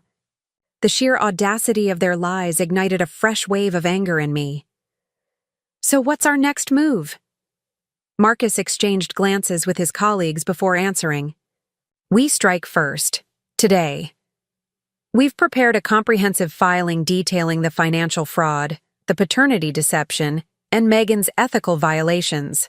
Once filed, it becomes public record, accessible to the media, the State Bar Association, and anyone else who might be interested. Including Harper and Wilson's clients and investors, Derek added meaningfully. I considered this for a moment. Going public would be like lighting a match in a room full of gasoline. The explosion would be immediate and far-reaching, affecting not just David and Megan, but potentially innocent employees at the firm, David's parents, maybe even Diane and her children despite our best efforts to shield them. Before we proceed, Marcus said gently, you need to be absolutely certain. Once this information is public, there's no going back. The scrutiny will be intense, for everyone involved. I thought of David's post painting himself as a victim of mental health struggles, of Megan threatening to expose my therapy sessions, of their coordinated efforts to discredit and silence me while stealing my financial security. File it, I said decisively. All of it. Marcus nodded, reaching for his phone. I'll have my assistant submit everything immediately. What about Diane Harper? I asked. I promised to warn her before anything went public. Call her now, Vivian suggested. She should have a few hours to prepare her family before the media picks this up. I stepped into a private office to make the call, Diane answered on the second ring. "Mrs. Harper, it's Rachel Wilson. You're moving forward today," she said. It wasn't a question. "Yes. I wanted to give you notice as promised." There was a brief silence, then a resolute, "Thank you. We're ready." As I hung up, I wondered what ready meant for her family. Had she already told her children about their father's infidelity? Had she made plans to leave James? I hoped whatever path she chose would bring her peace. When I returned to the conference room, the energy had shifted. There was a palpable tension in the air, a sense of machinery being set in motion that couldn't be stopped. "It's done," Marcus said. "The filing has been submitted. Now we wait." We didn't have to wait long. Within an hour, my phone began lighting up with notifications. The local business journal had picked up the story first, publishing an article with the headline, "Fraud Allegations Rock Harper and Wilson Architecture. Co-founder accused of financial misconduct and personal deception." More calls and texts flooded in, friends expressing shock and support, colleagues seeking confirmation, and several numbers I didn't recognize, likely reporters looking for comments. I silenced my phone, focusing instead on the next phase of our strategy. "We should expect immediate retaliation," Vivian warned. "Megan will likely accelerate her restraining order petition, and David may attempt to access any remaining joint accounts or assets." "Already handled," Derek assured us. "As of this morning, Rachel has sole control of her personal accounts, and we've placed holds on all joint assets pending court resolution." Marcus's assistant knocked before entering the conference room. "Excuse me, but there's someone here insisting on seeing Ms. Wilson." "A Mr. Wilson? Robert Wilson." "He says it's urgent." I frowned. "David's father? Did he say what it's about?" "Just that it couldn't wait." Her expression was apologetic. "He seems quite agitated." I exchanged looks with Marcus, who nodded cautiously. "I'll stay with you if you want to see him." "That's all right," I decided. "I'll speak with him alone." Robert Wilson looked every bit his 70 years as he entered the room, his normally impeccable posture slightly stooped, his face drawn with worry. Marcus and his team discreetly exited, leaving us alone. "Rachel," he began, his voice strained. "I just got a call from the bank. Nearly $3 million is missing from our retirement accounts." I stared at him, momentarily speechless. "What?" He sank into a chair, passing a hand over his face. "David had power of attorney for our finances, has had it for years. I never questioned it. He's our son, for God's sake." His voice broke on the last word. "The bank flagged unusual transfers over the past week. When I called to inquire, they told me the funds had been moved to an investment opportunity that I supposedly approved. I never approved anything." My mind raced. David hadn't just stolen from me, he'd stolen from his own parents. "Margaret doesn't know yet," Robert continued. I couldn't tell her that our son has left us with almost nothing for our remaining years. The depth of David's betrayal was staggering. He hadn't just lied and cheated. He had systematically destroyed everyone who trusted him. "Robert," I said gently, "my team has been tracking David's financial activities. We've uncovered a pattern of fraudulent transfers, including the money from your accounts. We can help you recover it." Hope flickered in his tired eyes. "You would do that? After everything?" "Of course," I said without hesitation. "This isn't about our marriage anymore. It's about justice, for all of us." I introduced Robert to Derek, who immediately began gathering details about the Wilsons' accounts. As they worked, my phone buzzed with a text from Zoe. "Turn on channel." Now. I found a television in an adjacent meeting room and switched it on. The local news was running a live segment outside Harper and Wilson Architecture. The reporter's voice was grave.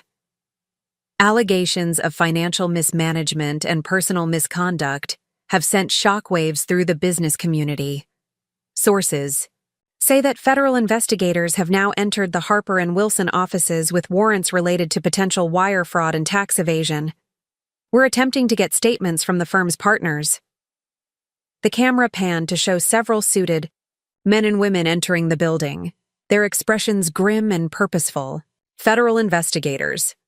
This was moving faster than I had anticipated. My phone rang. An unknown number.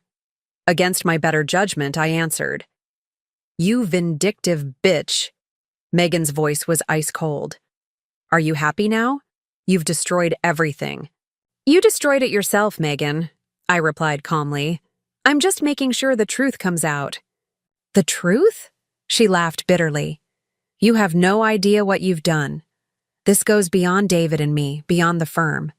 There are people involved who won't take kindly to having their business exposed." A chill ran down my spine. Is that a threat? It's a reality check. You think you've won? This is just beginning. She hung up before I could respond. I stared at my phone, unsettled by the menace in my sister's voice. It sounded like more than the desperate bluster of someone caught in their lies. It sounded like genuine fear, not of me, but of something else.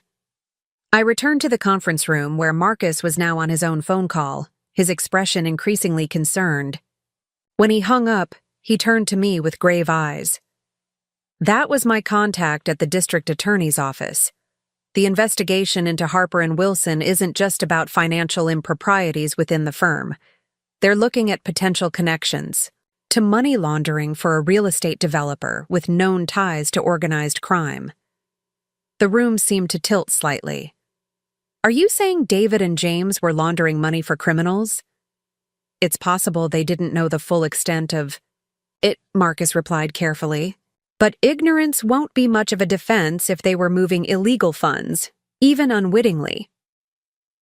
This explained Megan's warning. If David and the firm were entangled with dangerous people, exposing their financial schemes could have repercussions beyond legal troubles. Should I be worried? I asked bluntly. Marcus didn't sugarcoat his response. Until we know exactly who's involved and how deep this goes, it would be prudent to take precautions. I'm going to arrange for private security for you. The day that had started with a strategic legal offensive had evolved into something far more complex and potentially dangerous. By exposing David and Megan's betrayal, I had inadvertently pulled at a thread that was unraveling a much larger tapestry of deception. As I was processing this new reality, Derek returned with Robert Wilson. We've initiated the process to freeze the transferred funds, Derek reported. The bank is cooperating fully, especially in light of the federal investigation. There's a good chance we can recover most of Mr. Wilson's money. Relief softened Robert's worried features. Thank you, both of you. I don't know what Margaret and I would have done. I squeezed his hand. Go home to her. Tell her everything. And please, stay safe. After Robert left, I turned to Marcus. I need to warn Diane Harper. If her husband is involved in money laundering, she and her children could be at risk. Before I could make the call, my phone lit up with another text, this time from Olivia. David just showed up at my apartment. He's furious. Says I betrayed him. I'm scared. I need to go, I told Marcus, showing him the message. Olivia could be in danger. Absolutely not, he objected firmly. If David is desperate and angry, the last person he should see is you. Let me call the police to do a welfare check on Ms. Palmer. There's no time, I argued. Her apartment is 10 minutes from here. The police could take longer, especially if they don't consider it an emergency. Then I'm coming with you, Marcus insisted, and we're calling the police on the way. We compromised. Marcus would follow in his car while I drove directly to Olivia's building. I would wait for him in the lobby before going up to her apartment. And we would both call 911 if there was any sign of trouble. The drive to Olivia's upscale apartment building was tense. The city streets seemed unusually congested, each red light an eternity. I tried calling Olivia twice, but she didn't answer, increasing my anxiety. When I arrived at her building, I was surprised to find the front entrance unattended. The lobby, usually staffed by a security guard or doorman, was empty. An uneasy feeling settled in my stomach as I approached the elevator. I hesitated, remembering my promise to wait for Marcus. But another text from Olivia decided me. Please hurry. He won't leave. I took the elevator to the 12th floor, my heart pounding as the doors opened onto a hushed hallway. Olivia's apartment was at the end, with a view of the city park below. As I approached her door, I heard raised voices from inside. David's angry tone, followed by Olivia's pleading response. I knocked firmly. The voices abruptly ceased. Footsteps approached, and the door swung open to reveal David, his face flushed with anger, his normally perfect appearance disheveled.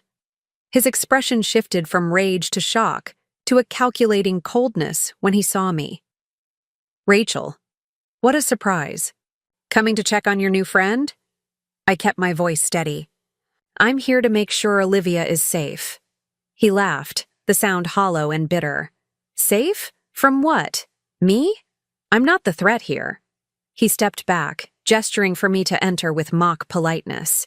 Please, come in. We were just discussing how thoroughly you've ruined all our lives. I stepped cautiously into the apartment, scanning for Olivia. She was standing by the living room window, her arms wrapped protectively around her pregnant belly, her face pale with fear. Are you okay? I asked her directly, ignoring David. She nodded slightly, her eyes darting nervously between David and me. She's fine, David snapped. I just came to understand why she would betray me by talking to you, after everything I did for her. You mean after you offered to claim another man's child to manipulate your business partner and defraud your wife? I replied, my voice steady despite the adrenaline coursing through me. That kind of everything? David's face darkened. You have no idea what you've done. The people James was involved with, they don't handle exposure well, and now the feds are crawling all over our firm, our accounts, our lives. You involved yourself with criminals, David. That's on you, not me. He moved closer, his voice dropping to a menacing whisper. Do you think this ends with divorce papers and asset divisions? These people don't care about legal proceedings. They care about their money and their secrets. Are you threatening me? I asked, my phone in my hand, finger hovering over the emergency call button. I'm warning you, he hissed. For your own good. Even now, after everything, I don't want to see you hurt. The audacity of his claim, that he cared about my well-being after systematically betraying me, ignited my anger. You don't want to see me hurt?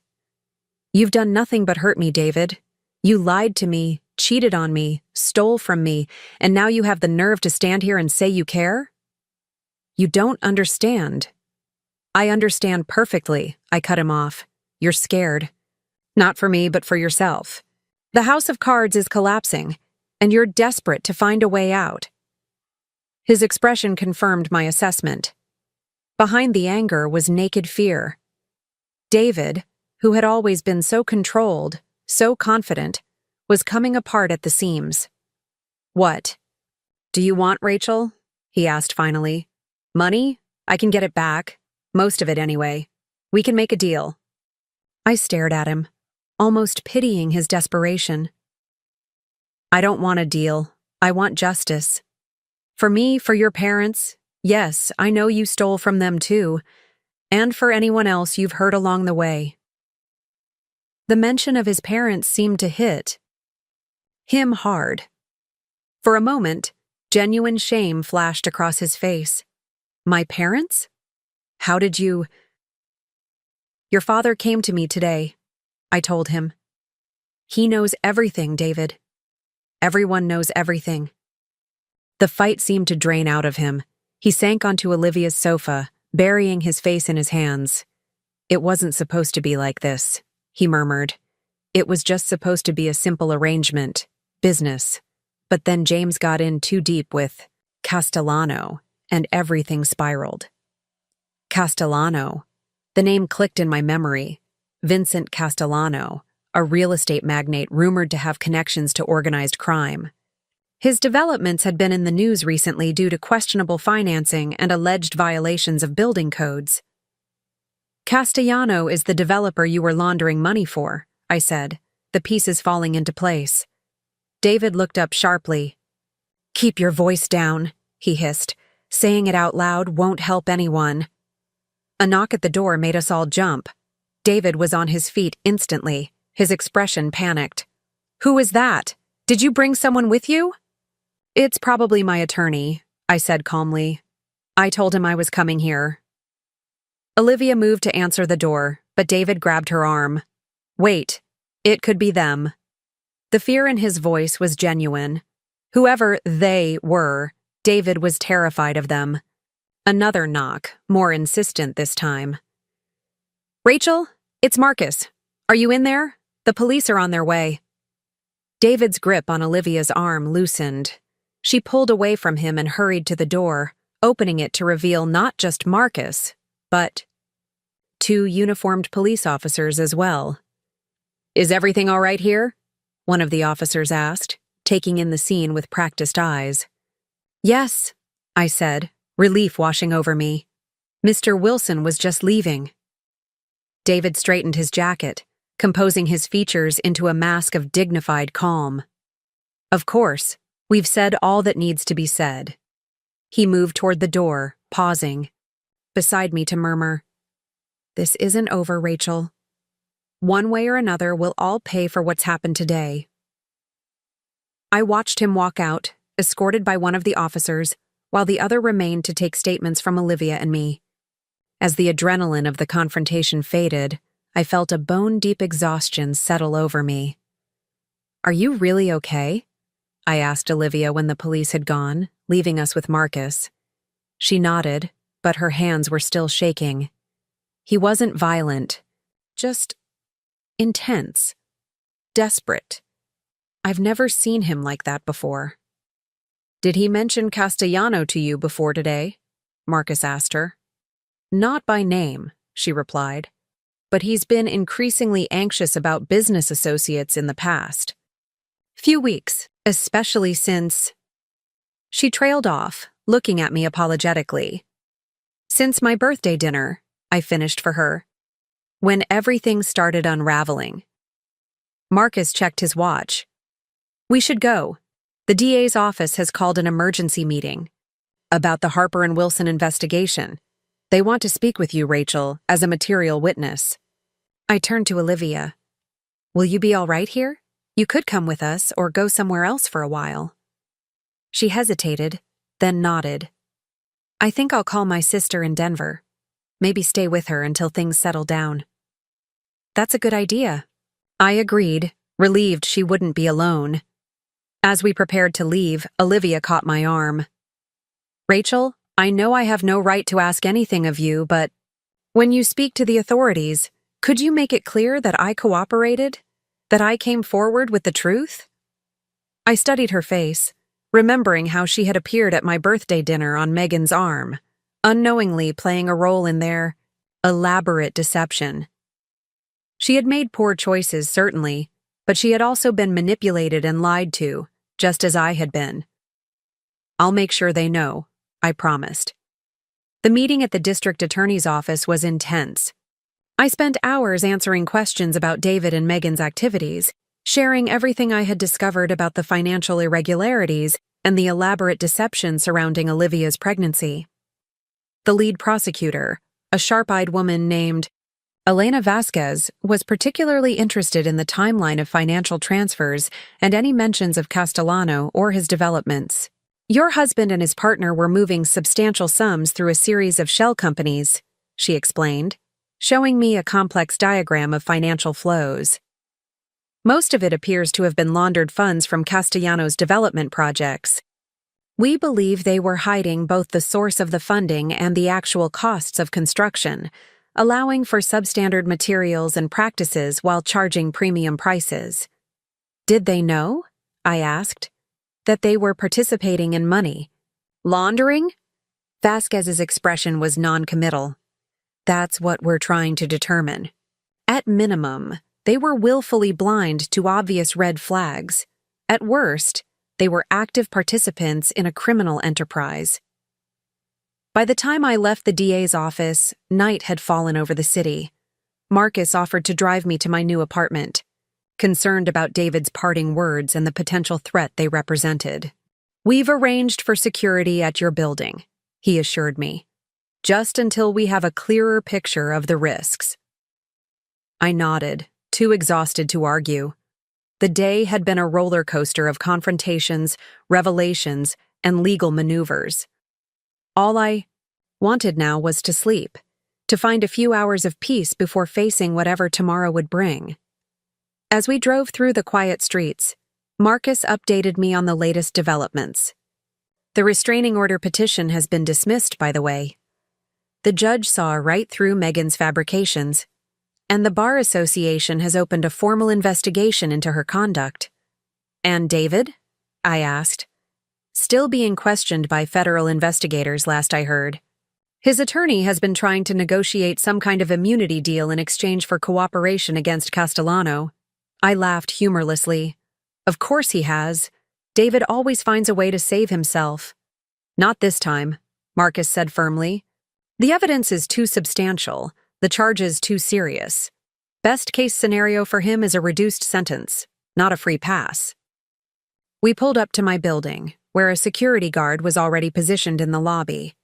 Marcus insisted on walking me to my door, checking the apartment before leaving me alone. "Try to get some rest," he advised, his concern evident. "Tomorrow will be another long day." After he left, I stood in the center of my new space, a small, modern apartment with minimal furnishings and none of the personal touches that had made my house with David a home. It was a blank slate, just like my life had become. I moved to the window, looking out at the city lights. Somewhere out there, David was facing the consequences of his actions. Megan was watching her carefully constructed reputation crumble. James was probably making his own desperate deals with prosecutors. And Olivia was fleeing to the safety of her sister's home. All of us, scattered like pieces from a board game that had been overturned in anger. The comfortable lives we had, known or thought we had known, were gone forever. My phone buzzed with a text from Zoe. "Just checking in. You okay?" I started to type, "I'm fine," the automatic response I'd given so many times over the years. Then I paused, recognizing the habit for what it was. A shield, a way of keeping people at a safe distance even when I was falling apart inside. Instead, I wrote, "It's been a hard day, but I'm standing. Call you tomorrow." Her response came immediately. "Proud of you. Always here when you need me." I set down my phone and moved to the small kitchen, making myself a cup of tea. As I waited for the water to boil, I noticed my reflection in the window, a woman I barely recognized. Thinner, certainly, with shadows under her eyes that hadn't been there a month ago. But something else had changed too. There was a strength in my posture, a certainty in my gaze that spoke of battles fought and wounds survived. The woman staring back at me from the glass had lost much, but she had gained something precious in return. The knowledge of her own. Resilience, her capacity to face betrayal and emerge not broken, but remade. The kettle whistled, pulling me from my reverie. As I poured the steaming water into my mug, I allowed myself a small smile. Tomorrow would bring new challenges, new revelations, perhaps even new dangers. But for tonight, in this quiet moment of reflection, I had won.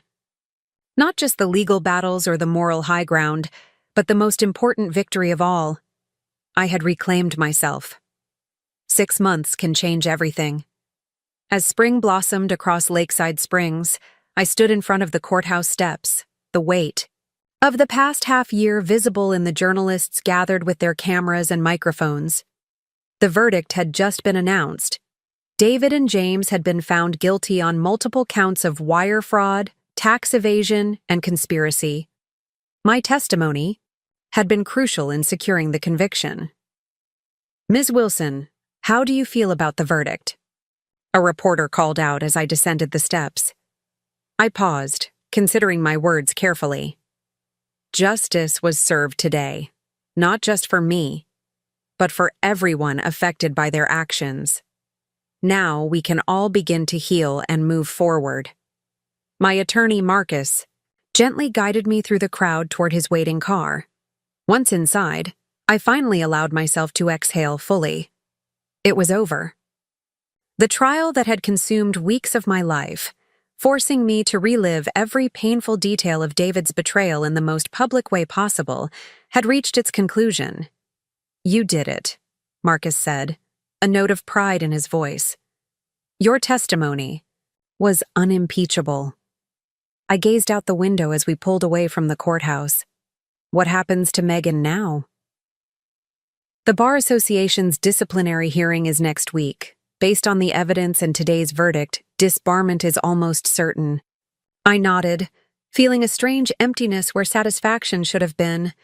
My sister would lose her law license, her reputation, and possibly face criminal charges of her own for her role in the financial fraud. David would spend up to 15 years in federal prison. James had negotiated a slightly reduced sentence in exchange for testimony against Vincent Castellano, whose trial was scheduled for later in the year. Lives ruined, families shattered, and yet none of it could undo what had been done to me. "Do you want me to take you home?" Marcus asked, breaking into my thoughts. "No," I decided. "The art gallery on Oak Street. I have an appointment." He raised an eyebrow, but didn't question my choice. 20 minutes later, I stood before a renovated warehouse that now housed one of the city's most prestigious art galleries.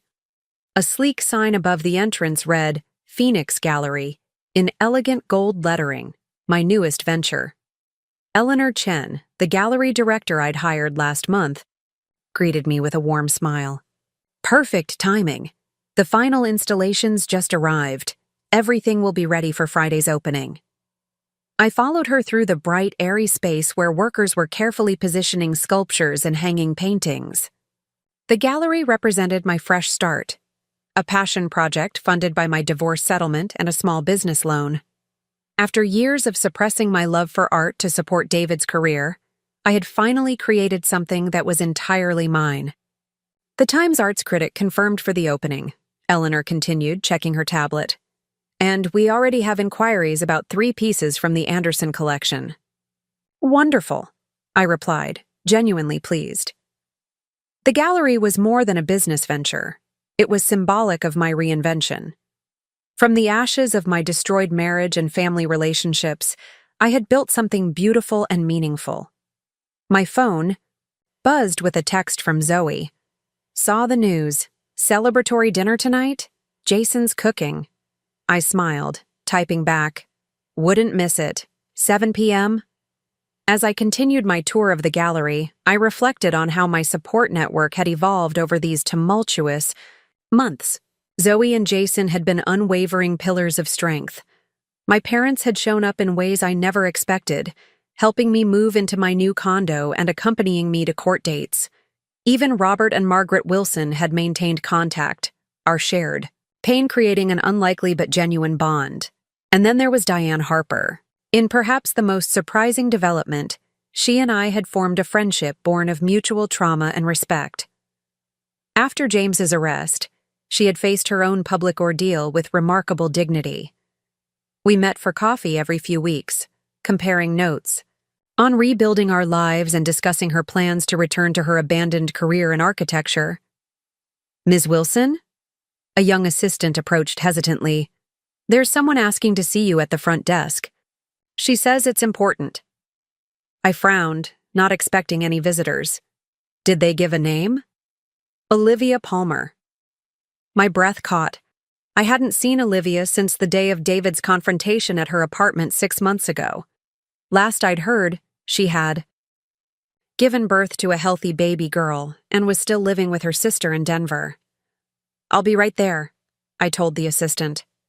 I found Olivia waiting in the reception area, looking remarkably different from the woman I'd last seen.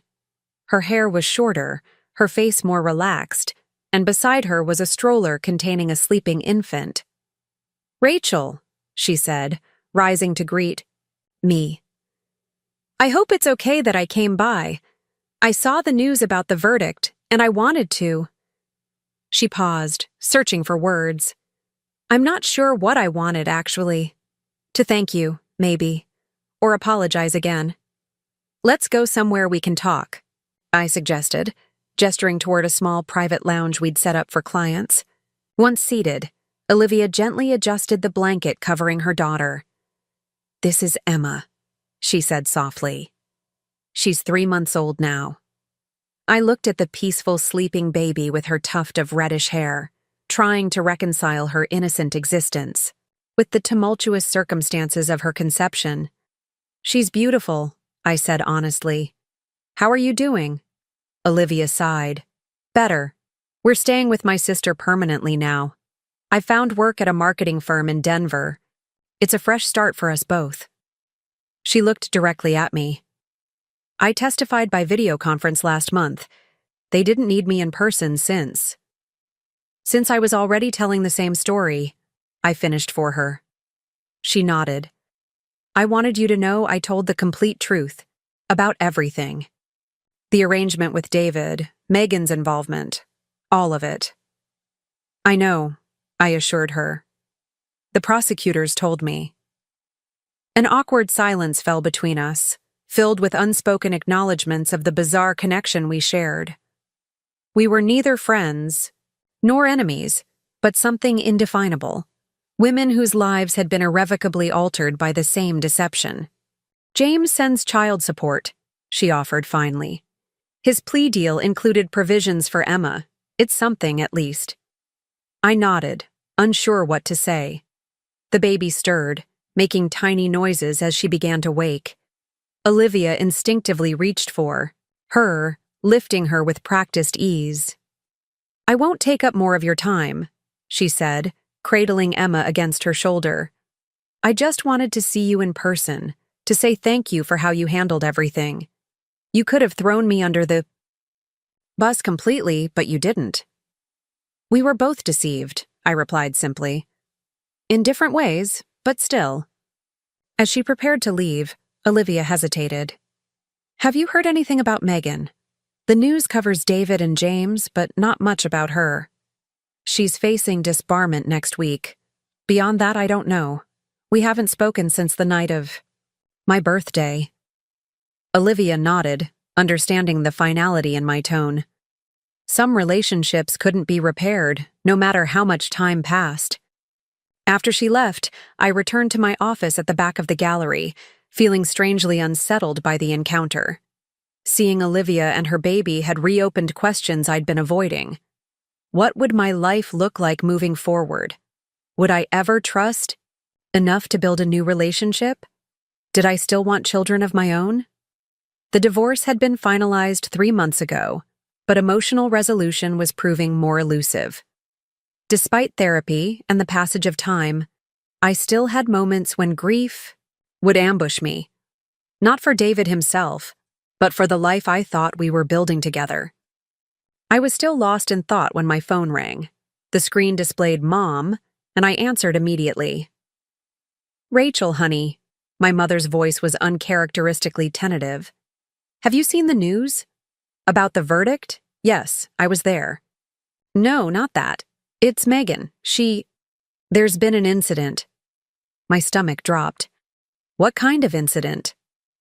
"She tried to harm herself," my mother said, her voice breaking. "She's in the hospital. Your father and I are on our way there now." The world seemed to tilt sideways. Despite everything Megan had done, the thought of her in such despair sent a shock through my system. Will she be okay? They think so. She was found in time. Rachel, I know things are beyond complicated between you two, but I thought you should know. I closed my eyes, a tumult of conflicting emotions washing over me. Thank you for telling me. Keep me updated, please. After we hung up, I sat motionless at my desk. Should I go to the hospital? Part of me wanted to. She was still my sister. Still the girl who had taught me to ride a bike and stayed up with me during thunderstorms when we were children. But another part recoiled at the thought of facing her, of reopening wounds that had barely begun to heal. In the end, I compromised. I sent a large arrangement of flowers to her hospital room with a simple note. Wishing you healing. R. It wasn't forgiveness, but it wasn't indifference either. It was an acknowledgement of our shared humanity, even in the midst of profound betrayal. That evening, I arrived at Zoe and Jason's home for the promised celebratory dinner. Their warm, chaotic household, complete with 2 energetic children and an elderly golden retriever, was the perfect antidote to the day's emotional turbulence. To justice, Jason proposed, raising his wine glass once we were seated at their dining table. And to new beginnings. To new beginnings, we echoed.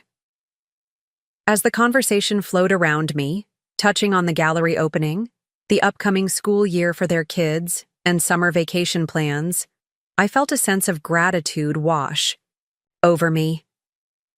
These moments of normal friendship and laughter had seemed impossible during the darkest days after my birthday dinner revelation. Earth to Rachel, Zoe teased, nudging my arm.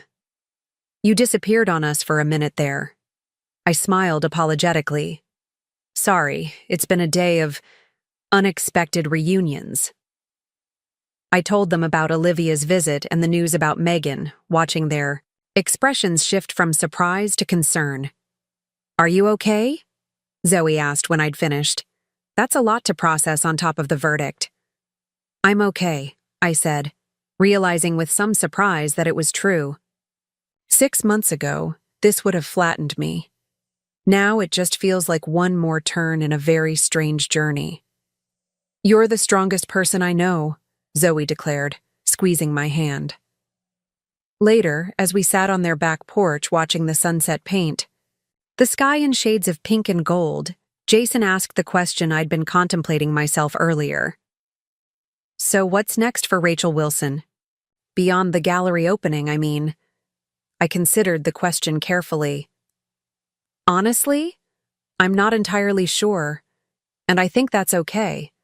For so long, my life was defined by my relationship with David, being his wife, trying to start a family with him, supporting his career. Then it was defined by his betrayal and the aftermath. Now I get to define it for myself, one day at a time. Any interest in dating again? Zoe asked tentatively. I laughed. Not yet. I'm enjoying my own company too much right now. Maybe, someday, but I'm in no rush.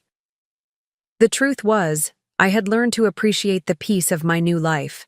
My condo with its minimalist decor and the small balcony garden I'd planted. My morning routine of yoga and coffee before heading to the gallery. The freedom to make decisions large and small without considering anyone else's preferences or needs. After years of compromising and accommodating, there was a sweet liberation in answering only to myself.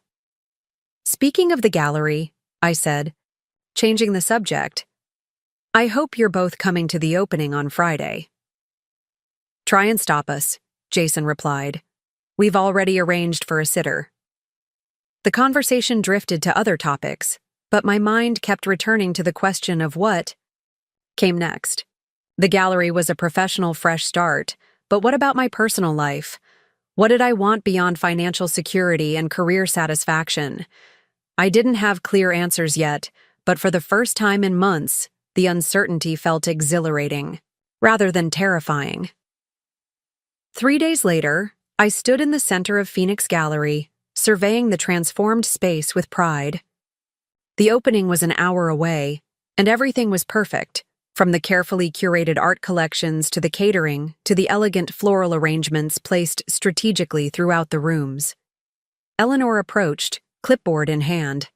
The caterers are all set up, the lighting is adjusted, and the first journalist just arrived. Are you ready? I smoothed the front of my emerald green dress, The same one I'd worn to my fateful birthday dinner, a deliberate choice that symbolized reclamation. Ready. The gallery quickly filled with art collectors, critics, local business owners, and friends. My parents arrived early, my father beaming with pride as he introduced himself to everyone as the father of the visionary behind this place. Zoe and Jason made a dramatic entrance, bearing an enormous bouquet and a bottle of champagne. Even Diane Harper made an appearance, elegant in a simple black dress, offering quiet congratulations. As I circulated among the guests, answering questions about the artists and accepting compliments on the gallery, I caught a glimpse of someone unexpected at the entrance, Robert and Margaret Wilson, looking slightly out of place but determined. I made my way to them immediately. "I'm so glad you came," I said, genuinely pleased to see them. Margaret embraced me warmly. "We wouldn't have missed it. This is wonderful, Rachel." "Have you heard from David?" I asked softly, knowing they had attended the sentencing hearing. Robert's expression tightened. "He's being processed into the federal system. We'll be able to visit next month." He paused, pain evident in his eyes. "He asked about you, actually.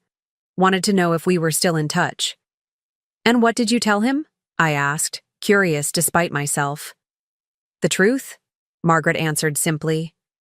"That you've been kinder to us than we had any right to expect, given what our son did to you." I squeezed her hand. "You're not responsible for his actions." We parted with promises to meet for lunch soon, and I continued greeting guests and answering questions about the featured artists. The evening was a whirlwind of conversations, congratulations, and even several sales that exceeded our expectations. Near the end of the night, as the crowd began to thin, Eleanor approached with excitement. "The Times critic loved the Anderson collection. He's featuring it in Sunday's paper, and we sold 6 pieces tonight, including the Martin sculpture you buy. We're worried might be too avant-garde for this market." I smiled, taking in the buzzing gallery, the empty wine glasses, the enthusiastic conversations still happening in corners. This success was entirely my own, not attached to David's name or dependent on anyone else's support. I had created something from nothing, transformed pain into purpose. As the last guest departed and the staff began cleaning up, I stepped outside for a moment of quiet reflection. The spring night was mild, stars visible even through the city lights. I thought about the journey of the past 6 months, from the devastation of my birthday dinner to this moment of triumph. The pain hadn't disappeared entirely. I still had moments of anger, still occasionally woke from dreams where I was arguing with David or Megan. But those moments no longer defined me. They were just echoes of a past that was receding further with each day. My phone buzzed with a text from my father. "So proud of you tonight, sweetheart. Your mother and I always knew you were destined for great things, but you've exceeded even our highest hopes. Love you." I smiled, typing back a heartfelt thanks. Another message appeared, from an unknown number. I opened it cautiously. "Congratulations on the gallery opening. Heard it was a success. I'm doing better. Thank you for the flowers. Megan." I stared at the message, unsure how to feel or whether to respond. It wasn't an apology, but it wasn't antagonistic either. Just an acknowledgement, perhaps the beginning of some kind of closure for us both. After a moment's hesitation, I typed back, "Thank you. I'm glad you're doing better." It wasn't much, but it was honest. Whether our relationship could ever be repaired in any meaningful way remained to be seen. For now, this small exchange was enough, a tiny bridge across a chasm that had once seemed uncrossable. As I re-entered the gallery to help with the final cleanup, I caught my reflection in one of the large windows. The woman looking back at me bore little resemblance to the one who had stood stunned in Harborview Restaurant 6 months ago, watching her husband's pregnant mistress walk in with her sister. That woman had been blindsided, her identity shattered in an instant. This woman, with her straight posture, steady gaze, and quiet confidence, had been forged in the fire of that betrayal. She had faced public humiliation, legal battles, financial uncertainty, and the collapse of relationships she had thought unbreakable, and she had emerged not just surviving, but flourishing. I thought about what I had told Zoe and Jason about not knowing exactly what came next, and I realized that was perfectly fine. The beauty of this new beginning was that it was entirely unwritten. There were no expectations to fulfill except my own, no path to follow except the one I chose for myself. The gallery was my foundation, but it wasn't the whole structure. There would be more challenges, more decisions, more chapters to this reinvented life. Perhaps someday there would be love again, maybe even a family created in some form. Or perhaps my life would take a completely different direction, with adventures and achievements I couldn't yet imagine. The possibilities stretched before me, like an empty canvas, daunting but full of potential. And for the first time since that fateful birthday, I was genuinely excited to see what pictures I would paint on it. As Eleanor turned off the last of the gallery lights, leaving only the security illumination, she asked, "Ready to go? We can finish the rest tomorrow." I nodded, taking one last look around the space that represented my new beginning. "Yes," I said, feeling the truth of the word deep in my bones. "I'm ready." Up next, you've got 2 more standout stories right on your screen. If this one hit the mark, you won't want to pass these up. Just click and check them out.